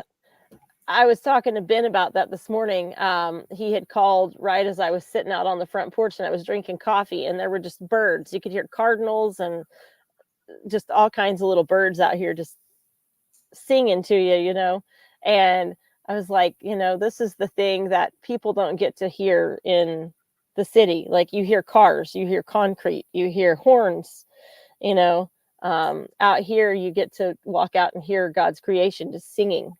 Yeah. And I say serenading me when all the birds are going, and every now and then a special sound of a bird will really speak to you where you want to start crying. And I just feel like he's serenading me. He's reminding me, I take care of the smallest of sparrow. I'm going to take care of eyes you on the too. sparrow. Yeah. I love it. Yeah. We are blessed. Even in these times, girl, we're blessed. Yes. Well, we are going to lift Ben up in prayer today, and obviously this nation, that never leaves my heart. It just doesn't. The atrocity is unbelievable. So anyway, let's close it out and go into prayer. We're going to start cutting these segments a little bit shorter, and that way I can bring you on more times. I was hoping our guest would come on the air, but I don't see them coming in. So that's a bummer. I've got Daniel and Marie Goodwin at the house today. Oh, well, tell them I said hi. I sure will. I'm sure they just didn't expect to come on there, and they're like, no, we come to see you. So, right. Yeah. Let's close it up in prayer. Right. Heavenly Father, thank you for this time together with Brandy. I thank you that your hand of protection has been on Ben. I thank you that you have led him to a safe place where he can be properly nourished and get the proper sunlight to help with his emotional healing. Father, I pray for Brandy that she can remain strong and faithful, that she trusts you to the ends of the earth, that she, every time fear tries to creep in, that she lays that at the cross and sends Satan packing. We know that those negative thoughts that creep into the mind come from the enemy, and we are just declaring victory over them right now, that we wear the armor of Christ, that we carry the sword of the Spirit, that flash is coming and going. And Father, we just thank you that you provide us these tools of protection and defense. And Father, I pray for this nation, that this is the only way this battle will be won, that we fall to our knees and repent as you have called us to do, that you will be faithful and just. This is a promise from you, that you will be faithful to restore our land. And Father, we need a restoration in a mighty way. I pray for all the people that have fell into the worship of Moloch, not realizing it, where abortion has been at play, where sex trafficking has been at play, Father. I pray that they turn their eyes toward you, fall to their knees and repent. There is nothing outside your grip. You can heal any and everybody along the way. I pray for those that don't want to see healing for them, Father, because they're continuing the damnation of our society. I pray that we can all be faithful and forgiving, that we all can accept the free gift that comes from you. All these things we ask in your name. Amen. Amen. Thank you. Thank you, Brandy. Thank you so much for coming on. I'm going to keep you as our person that we continue to follow, so that the American people can feel like they're part of the life of one individual, to at least get a feel of what it feels like to be a January 6er, the spouse of a January 6er, the child of a January 6er. I would never want to subject your children to the risk that would be involved in doing interviews, but I'm actually contemplating asking my grown daughter to come on, but I don't want to be the one to interview her. I think that would be so hard for her. But I got something in the works. People need to know the damage it's causing for the children. Guys, this is going to be a long-term effect, because now you've got an entire generation being raised up not to trust our government. Keep that in mind. So anyway, any final words, Brandy? Speak out. Don't be a sheep. Don't just follow along. Don't just sit in a pew and say, well, I'm going to church and praying. No. And what does that look like? Because I think people are thinking they're doing their deed by listening to our broadcast and sharing it with like-minded friends. I have never been one that wanted to be in the spotlight or in front of people. That's why I worked behind a desk my entire life and worked with plants. I didn't have to deal with a lot of people. But